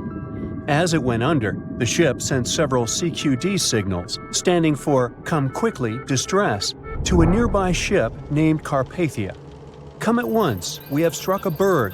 It's a CQD, old man, were some of the final words transmitted from the Marconi wireless on the ship. These Morse code messages were also what made the first research missions to the wreck possible. RMS Carpathia found the lifeboats filled with Titanic survivors, But the world also desperately wanted to see what became of the famous liner. Fast forward to 1953. That's when the first serious attempt to find the Titanic wreck happened. A man named Risdon Beasley tried using a loud eruptive device to locate the ship. It sounds weird, but there's science to back it up. When dynamite goes off, the waves from the detonation hit the bottom of the ocean floor. With the help of sonars, scientists would be able to locate if there was anything solid at the bottom of the ocean. But Beasley had no luck. Another 20 years would pass before oceanographer Robert Ballard would make his attempt to locate the Titanic. Ballard had a bit more luck than Beasley. Over the previous years, underwater technology had gotten more funding and so worked much better. He tried it the first time in 1977. Ballard partnered with the Woods Hole Oceanographic Institution on a mission to map the ocean floor. While the institute hired him to test out their new mapping technology, Ballard's intention was to go a little further and find the Titanic wreck. In the middle of this new technological ship, there was a hole that allowed for a long pipe to be extended into the water just above the ocean floor. Attached to the end of this pipe, Ballard installed a pod with sonars and cameras. They thought they were in for something big, and so they took the ship to sea to run some tests. That's when, on a trial run, adversity struck. The drill pipe broke, sending all of their expensive material to the bottom of the ocean floor, just like the Titanic. When Ballard failed, another important character came into this story, a man named Jack Grimm, an eccentric oil tycoon. Grimm had become famous for trying to find things such as Noah's Ark, the Loch Ness Monster, and Bigfoot. He also tried to prove the hollow Earth theory that says that the interior of Earth is entirely hollow and hosts underground cities and nations. His search consisted of trying to find a large hole on the North Pole and thus venturing inside the hollow Earth. After his attempts failed, he set his eyes on the jewel liner that had sunk, the RMS Titanic. Grimm had the money, but he didn't have the know-how. So, as a billionaire, he made a big donation to Columbia University and asked in return to use some of their equipment. He hired a team of highly qualified scientists to help operate the machinery. Here's where it gets a little strange. Jack Grimm was a believer in folklore and non-conventional ways of doing things. So he brought a monkey on board and surprised the research team. This monkey, called Titan, was believed to point to a map and locate lost things. In this case, the Titanic. The scientists went crazy when the monkey appeared and told Grimm it was either them or the monkey. This expedition left Florida without Titan. Yes, there would be no monkey business. They set the course to the exact location of Titanic's last distress signal. They arrived, examined every inch of the ocean floor, but still found nothing. Grimm's first expedition lasted 3 weeks, but unfortunately, they found absolutely nothing. They tried a particularly good search method known as mowing the lawn, where they mimic such movements to map every inch of a larger area around Titanic's distress coordinates. The reasons for failure were important defects in the equipment and terrible weather. That's when that prior searcher of the lost Titanic came back into the picture, Robert Ballard. He didn't have the millions Jack Grimm had, but he had one thing going for him. The marine geologist was working closely with the U.S. Navy to locate 2 nuclear submarines which had sunk in the 1960s. Ballard himself says he was living 2 lives, one as a researcher and the other as a Navy intelligence officer. The deal was simple. He'd have a green light to search for the Titanic after he found the 2 missing submarines. To find Thresher and Scorpion, he used an unmanned submarine vehicle called Argo. Argo was like a little snow sled. It was attached to a bigger ship that sailed above the water. Argo was connected to the ship by a long cable, and it was piloted by a team on board. The sled had sonars and cameras that provided real-time imaging of the ocean floor, so it was a real advancement on other attempts. After much thinking, he had a eureka moment. He supposed, The force of the wreck should have left a comet trail that led back to the ship. While searching for the Titanic, most people had tried to find the ship itself. But until then, it had been trying to find a needle in a haystack. That's why Ballard's logic was so brilliant. He needed to invert the order. He had another obstacle on his hands: time. He could only look for the ship after finding the lost subs. And by the time that happened, he had 12 days left. He teamed up with another scientist, and they applied the mowing the lawn method to map the ocean bed. Another important piece of information that most researchers left out was that there was a sea current moving south on the day of the disaster. This meant that the debris field should be south of the distress signal coordinates. To save time and resources, he would do a quick reconnaissance of the ocean floor, spacing lines more than 3 miles apart to look for debris fields. He also relied more on the camera visuals than on the sonar signals. His team took turns piloting Argo and watching the video. Days rolled by, with nothing but the empty ocean floor showing up. Until the rocks they were used to seeing started to look like man-made debris. Suddenly, there it was, the Titanic's boiler. Ballard was right. The debris field would take them back to the ship. After 73 years of searching, they had finally found the Titanic wreck. April 1912 marked one of the most terrible tragedies in the history of the world. The most unsinkable vessel, the pinnacle of engineering at that time, the huge Titanic, sank. On that dark, moonless night, the ship had many chances to save its passengers. There was another ship just a few miles away that could have saved the Titanic, but it didn't. It wasn't a phantom ship, and it's not some legend or a theory. This is a documented reality. There are records and witnesses' statements confirming this. But why didn't this ship help? Let's find out what happened that night by looking at these events from 3 different points of view. Let's start with the Titanic version. 11:30 p.m. The moon hides behind black clouds. Visibility is bad. Everything is calm on the Titanic. Under the captain's guidance, the communications operator stays in touch with the mainland through the radio. At this moment, some stranger breaks into the frequency, interrupting the operator's communication. It's unclear what this strange man wants and what he's talking about. The operator doesn't try to figure it out. He shouts at the guy, demanding him to disconnect. The connection is interrupted. At 11:40 p.m., the Titanic crashes into an iceberg. The ice breaks the hull. Water begins to flood the lower decks. Nobody is panicking yet. 20 minutes later, at midnight, the ship's crew sends a distress signal through the radio frequency. Few people understand how bad the situation really is. After 20 minutes, at 12:20 a.m., they start lowering lifeboats with passengers. At 12:25 a.m., they receive a response to the distress signal. This is RMS Carpathia. Their captain reports they're already sailing at maximum speed towards the Titanic. But the problem is that the crash site is 58 miles away.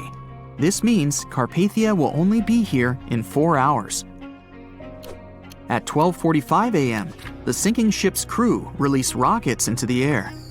These flares are one of the main reasons for the terrible fate of many passengers, but more on that later. 90 minutes later, the Titanic's deck breaks and the ship dives underwater. At 4:10 a.m., the Carpathia finally arrives at the shipwreck location. The crew members make heroic efforts to save all the people. They take 705 survivors on board. At this moment, another ship appears. It's SS Californian.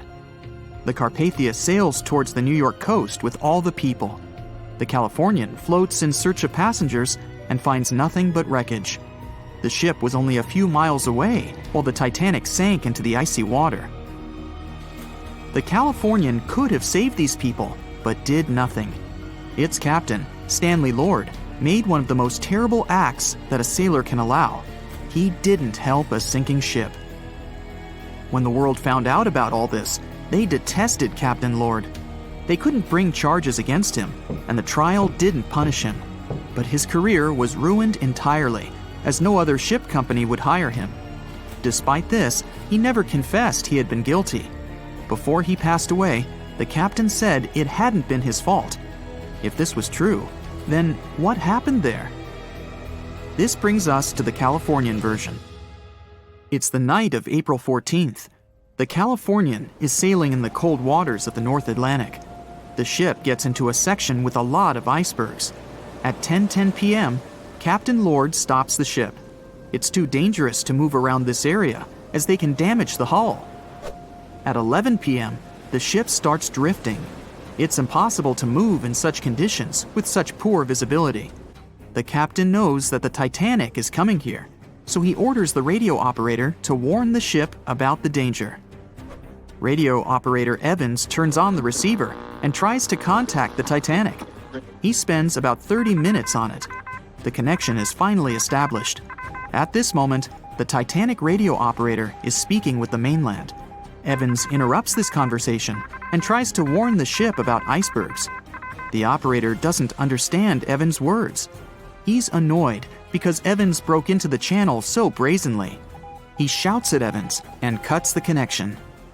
Tired, Evans turns off the receiver and informs his superiors about the incident. It's still a mystery how the captain reacted to this news. He probably thought the Titanic knew about the danger. He lets Evans go to bed. If Evans hadn't turned off the radio and waited 1 hour, he would have heard a distress signal from the Titanic.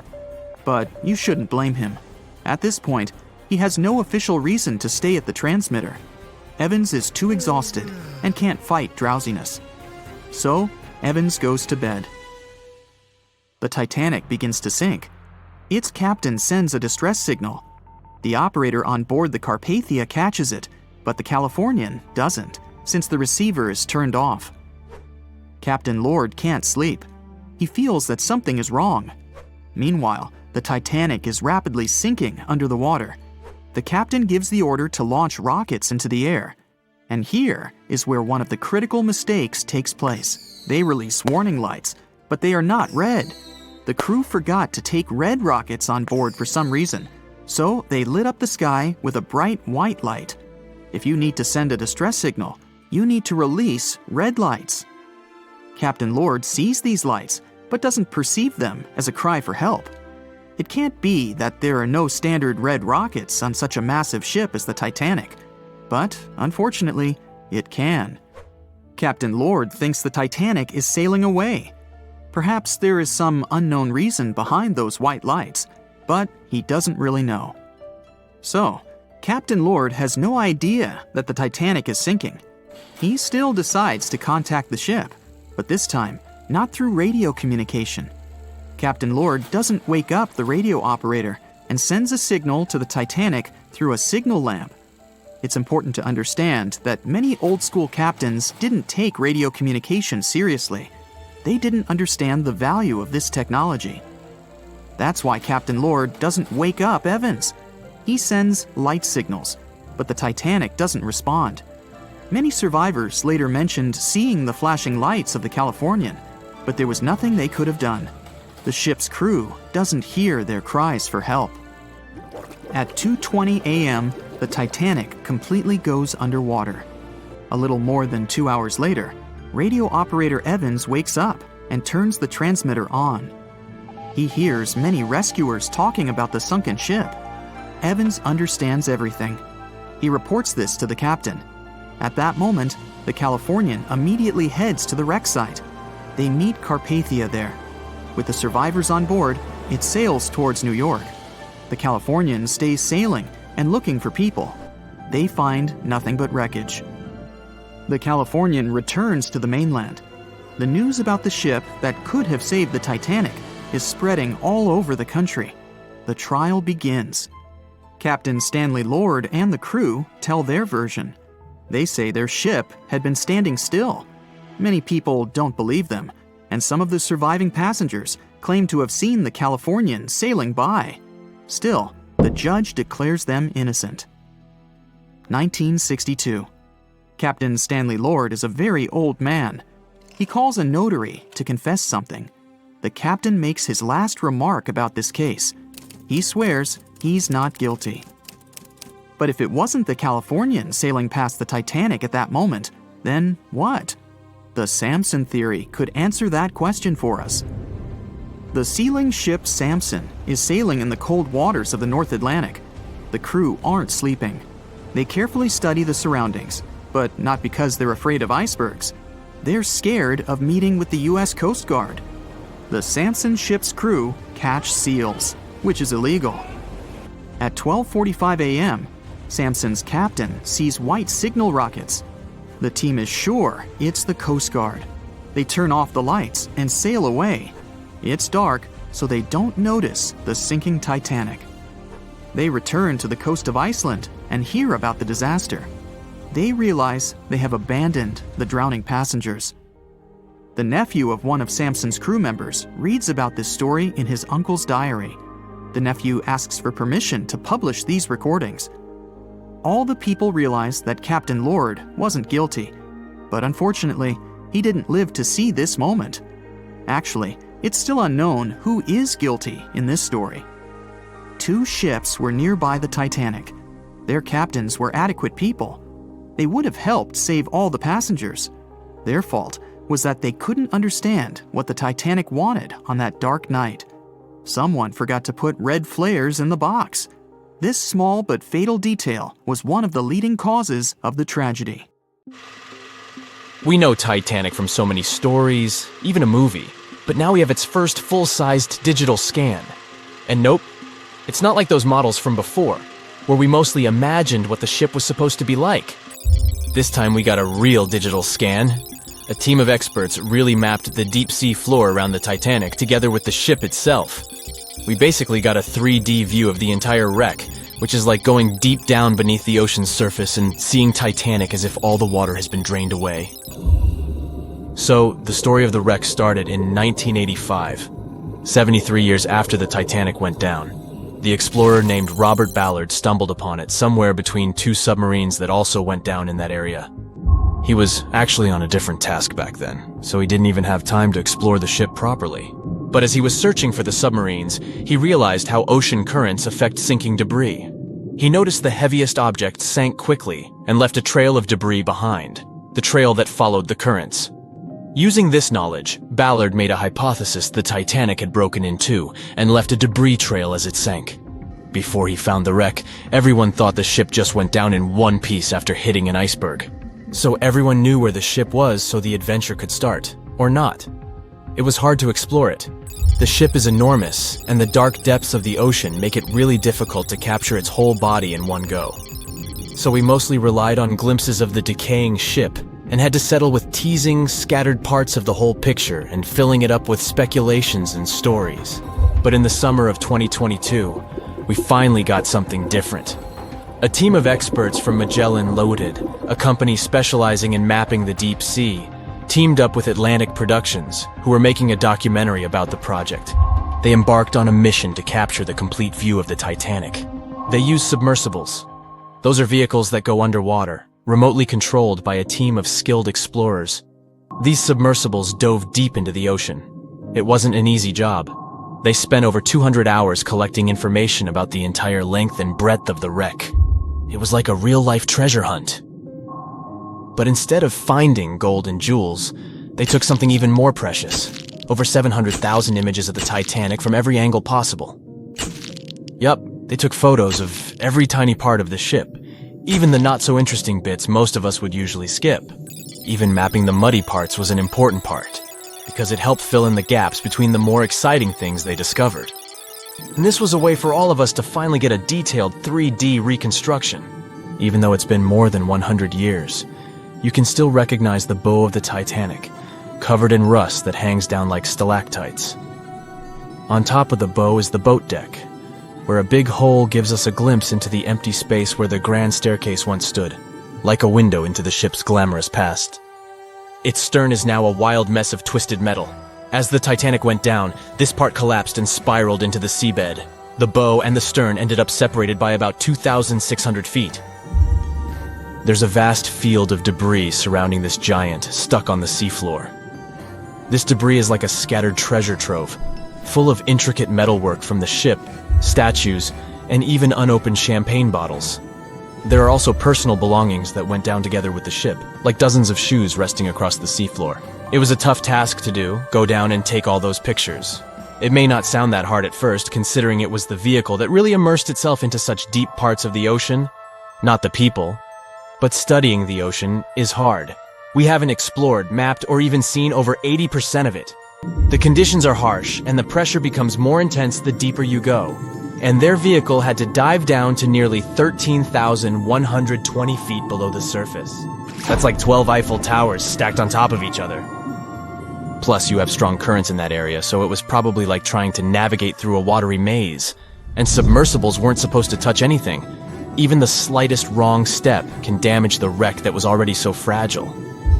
It seems like the Titanic is frozen in time, so it will always be there waiting for us. But in reality, it's slowly disappearing. It's pretty obvious that the ocean water ruined it considering how long it has been down there. But it's not just that. The wreck itself has become a home for a specific type of bacteria Halomonas titanicae that even got named after the famous ship. These bacteria have a special ability. They can survive inside rusty formations known as rusticles. They kind of look like icicles, those spikes of ice that form when water falls from something and freezes. These bacteria have a taste for iron, which is abundant in the ship's hull. For them, it's like a real buffet down there. And as time goes by, these bacteria will keep eating away at the iron in the ship, bit by bit, until one day the feast comes to an end and the whole ship is gone. It's like a slow but steady recycling process. So this 3D model we got because of the hardworking team and technology comes at the best time because we never know how much time we have left with exploring the famous wreck. This time we might even understand the collision with the iceberg better. You know how movies always show the Titanic hitting the iceberg on its right side? Well, we can't even be certain about that. The scans could help us figure out if the ship actually grounded on the iceberg, like getting stuck on it. We can study the stern and analyze how the Titanic struck the seafloor. That will also help us understand what really happened during the sinking. Maybe we'll get a chance to discover if there was really a strong fire that sealed the fate of the Titanic. One theory says that the coal fire had been raging for a whole 3 weeks before the ship even took its first and last trip. And this could have made its hull weaker, which means most of the work was done. The iceberg just delivered the final blow. If there even was an iceberg, as some people wonder. There's an alternative theory they suggested where the Titanic may have actually hit a hidden mass of pack ice instead of a typical iceberg. Pack ice is made up of large sheets of ice that float near the ocean's surface and can be difficult to spot. They believe this pack ice might have drifted into the Atlantic from the Arctic Ocean. According to one professional mariner, Captain L.M. Collins, that stands up with that idea. If the Titanic had struck a regular iceberg, the ship would have sunk much more quickly than it did. And since the Titanic managed to stay on the surface for a relatively long period of time, less than 3 hours, maybe this was a different type of collision. The mariner also said there are differences in what people said they saw when the Titanic sank. He thinks these differences might be because of optical illusions. In this case, when people were looking at the ocean that night, the way the light was reflecting and the conditions at sea might have made things appear closer or distorted. So when they saw something in the water, it might not have been exactly what they thought it was. Whether it was an iceberg or something else. Binoculars might have helped the crew members to spot the potential danger, but unfortunately, they didn't have any. It appears they were locked inside a cabinet, and no one knew where the key was. In the Titanic movie, you won't see any fumes above the fourth funnel of the legendary ocean liner, and it's not a mistake. Back in 1911, the year before the Dream ship's departure, large ships would mostly sail with 4 chimneys. They needed those to draw heat and fumes from their massive boilers. The Titanic was a real engineering gem that only needed 3 chimneys to function. So the fourth was added for balance and more impressive looks. The White Star Line thought the public would have been disappointed to see only 3 pipes on the greatest ship of all time. The Titanic's sister ships, the Olympic and the Britannic, also had 1 fake funnel each for the same reason. The dummy chimney wasn't completely useless and served for ventilation. It took out the fumes from the machine spaces in the lower decks and from one of the first-class general rooms. 1 big ventilation funnel, instead of several small ones, helped to declutter the upper decks, and left more open space for passengers to enjoy their strolls. When Titanic went down, the funnels, each weighing 60 tons, went down with the rest of the ship. They were made extra tall to make sure the passengers weren't covered in the soot being ejected. Their height and weight let them stay in the upright position. The forward funnel, followed by the others, fell only when the ship went for the final dive. Those chimneys were much lighter than the bow, so they spread among other debris. The light material they were made of flattened once it hit the bottom, and the iron-eating bacteria living deep down took care of it later. The bow of Titanic remained intact when it hit the seabed, but the stern was completely mangled. When the famous ocean liner hit that iceberg, things got really messy. It took the future movie star a whole 2 hours and 40 minutes to submerge completely. The collision let water flood 6 out of 16 watertight compartments. As the water gushed into the starboard side, the ship started to tilt down in the front and a bit to the right. By midnight, the damaged compartments were spilling water into others, and it was chaos because these compartments were only watertight horizontally. Soon enough, water started flooding through the anchor chain holes, and by 2 a.m., the bow was sinking, and the stern's propellers were lifted out of the water. The ship kept flooding until the moment the bow went underwater, and the stern shot up almost 45 degrees. The weight of those massive propellers stressed the ship's midsection. The steel just couldn't handle it and failed. Survivors described that moment as some loud noise, like breaking china or falling gear. That was the Titanic's upper structure giving in. By 12 past 2 a.m., the bow and stern were only connected by the inner bottom structure. Minutes later, the bow, weighing almost 16,000 tons, broke loose from the stern. The stern rose sharply to an almost vertical position and started sinking slowly. By 2:20, it disappeared underwater. The bow was cruising down at about 13 miles per hour and had hit the ocean floor almost a half an hour before the stern. The two parts of the Titanic now lie 2,000 feet apart, pointing in different directions. The bow remained mostly intact, just covered in mud. The stern turned into a tangled wreck because of the implosions it went through during the descent. The air trapped within the structure just couldn't handle the increasing pressure of the water deep down. Signal rockets played a big part in the Titanic's tragedy. When a ship goes down, you're supposed to shoot up red flares to signal trouble. But someone decided to stock Titanic with white lights instead of the usual red ones. So when the ship smacked into that iceberg, the crew fired off white flares. The SS Californian was passing nearby, and his captain knew the Titanic was in a dangerous iceberg zone. The crew didn't spot the sinking Titanic, but they sure saw those white rockets. The radio between the ships was useless because the Californian's operator switched it off. The captain had a gut feeling something was off, so he flashed a Morse code light signal at Titanic. But he received no reply because the Titanic had already gone underwater. There was another ship, Samson, sailing alongside the Titanic. It had plenty of illegally hunted frozen seal meat from Canadian waters abroad, so it was sailing with lights off to remain unnoticed. When they saw the Titanic's white rockets, they thought it was the Coast Guard and zoomed away. Samson didn't have a radio, so they couldn't find out about the ongoing disaster. The crew got the news about Titanic only when they got to the coast of Iceland the following month.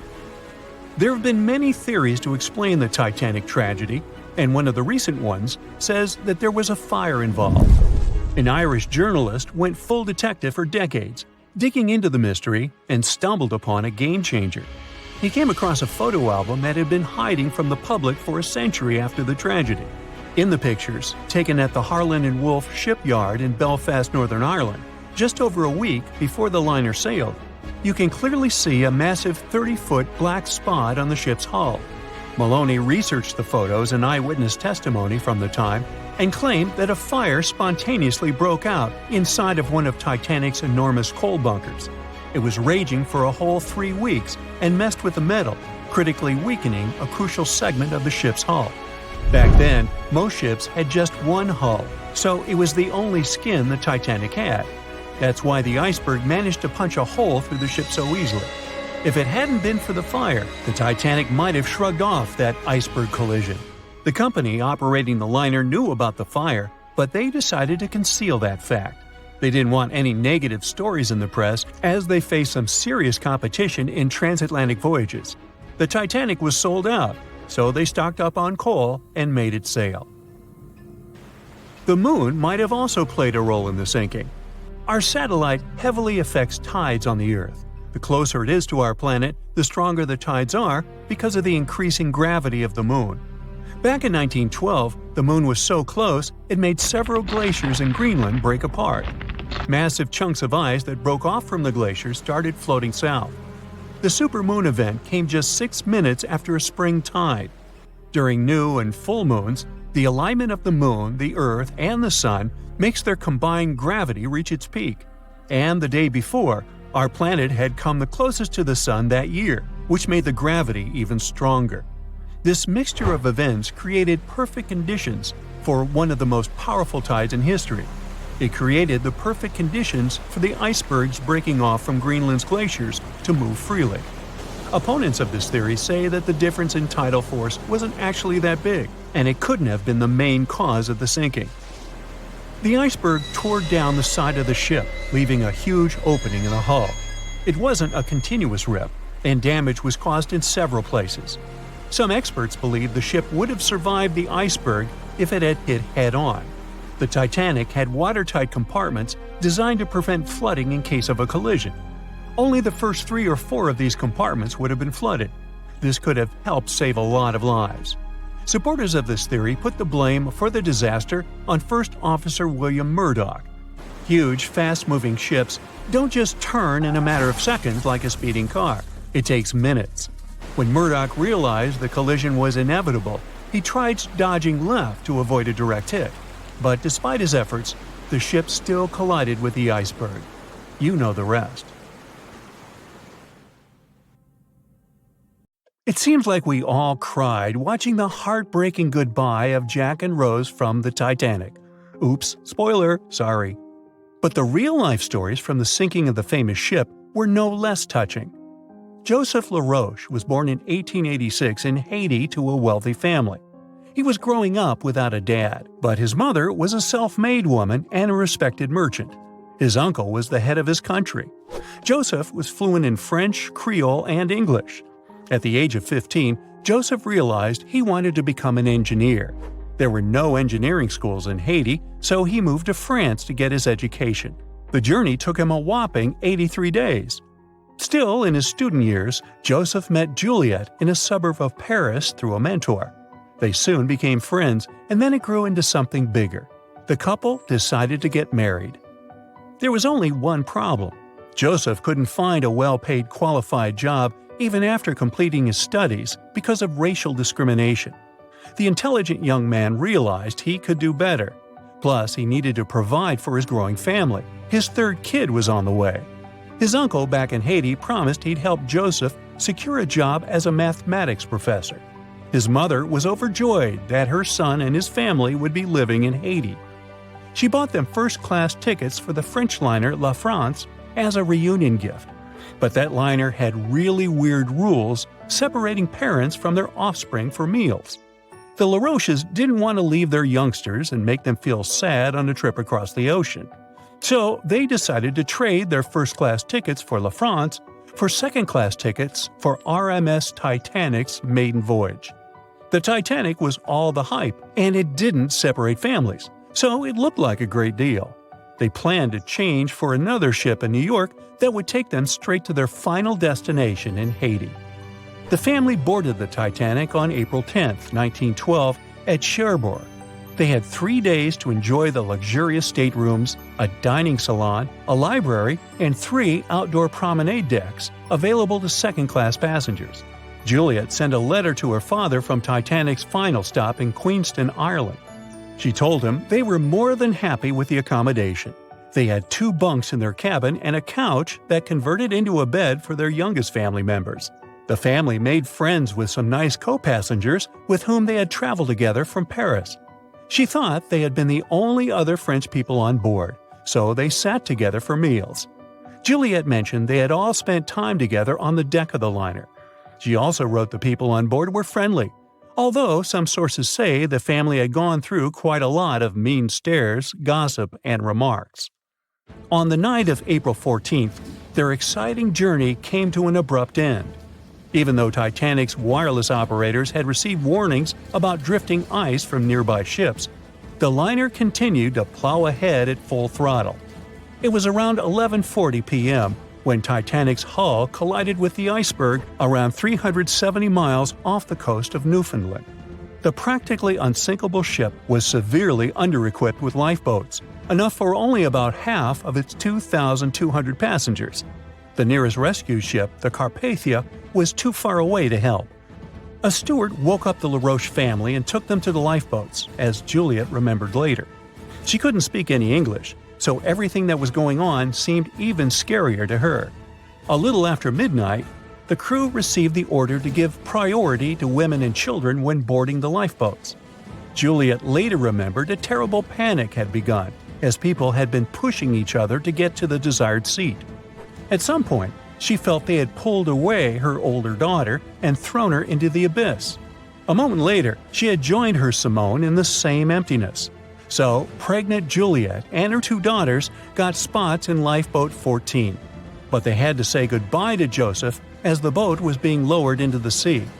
He wrapped his coat around Juliet, saying she'd need it, and promised to get in another lifeboat and see her and the little ones again in New York. The 25-year-old Joseph LaRoche didn't manage to stay true to his word. In a couple of hours, Titanic sank underwater, taking the lives of almost 1,500 people. Joseph was one of them. Juliet and the girls were among the 700 survivors who had been rescued by the Cunard liner Carpathia several hours later. Once they reached New York, they were looking through the crowds of people, hoping to see Joseph again. When it became obvious they wouldn't find him, it was time for them to decide what to do and where to go. Without any knowledge of English or money that had gone down with the ship, Juliet managed to survive in America only for 3 weeks, and then had no other choice but to go back to France. Joseph's uncle was no longer able to help them, as others had taken his life 4 months after the Titanic tragedy. In December 1912, Juliet gave birth to a son who she named Joseph after his father. For the rest of her life, she couldn't get over the loss of her beloved husband. That's why she didn't like to speak about what had happened on Titanic and told her children not to mention it. In 1995, a member of the Titanic Historical Society interviewed Louise, who was the last remaining LaRoche child and the last French survivor of the sinking. And that's when the world first heard about this heartbreaking story. It inspired some plays and articles, but it never got the same attention as the story of other passengers. You probably remember the elderly couple going down together in their bed on the Titanic. It was inspired by Isidor and Ida Strauss. They were both born in Germany and emigrated to the United States as kids. They met in New York and got married 5 years later. Isidor started a china and porcelain business with his brother that grew into the glassware department at Macy's and turned them into multimillionaires. Isidor and Ida were well known in New York, not only for their wealth and charity, but also for their love and devotion to each other. In 1912, the couple decided to run away from the New York winters and headed for Europe. By that time, they'd already been married for 40 years. In early April, it was time for them to sail back home to New York. They normally traveled on huge German liners, but at that time, they couldn't resist the hype of everyone talking about that new luxury liner, the RMS Titanic. That's how they ended up in one of the first-class private suites at the top of the ship. The Strauss couple spent their evenings dining in front of a live orchestra in a hall filled with fancy furniture and expensive wooden paneling. On the night of April 14th, they felt a slight tremor and then left their private suite and waited for instructions from the crew. They told the passengers not to lose their passes, as they'd need them when everyone got back on board. But the ship was going under. The Strauss couple were standing next to Lifeboat 8. Mr. Strauss, who was 67 at the time, was offered a seat with his wife because of his age. He refused it, saying he was not too old to sacrifice himself for a woman. He wanted to wait and make sure no women and kids were left behind. Ellen Bird, Ida's maid, hesitated before getting on the lifeboat, but Ida told her to go. She took the easy decision not to leave her husband on the sinking ship. Ida took off her beautiful mink coat and handed it to her shivering maid, saying she wouldn't be needing it anymore. Isidore didn't manage to convince her to save herself, so they stayed together till the end. Some of the surviving first-class passengers later remembered they had seen the couple standing peacefully on the deck, holding hands, just waiting.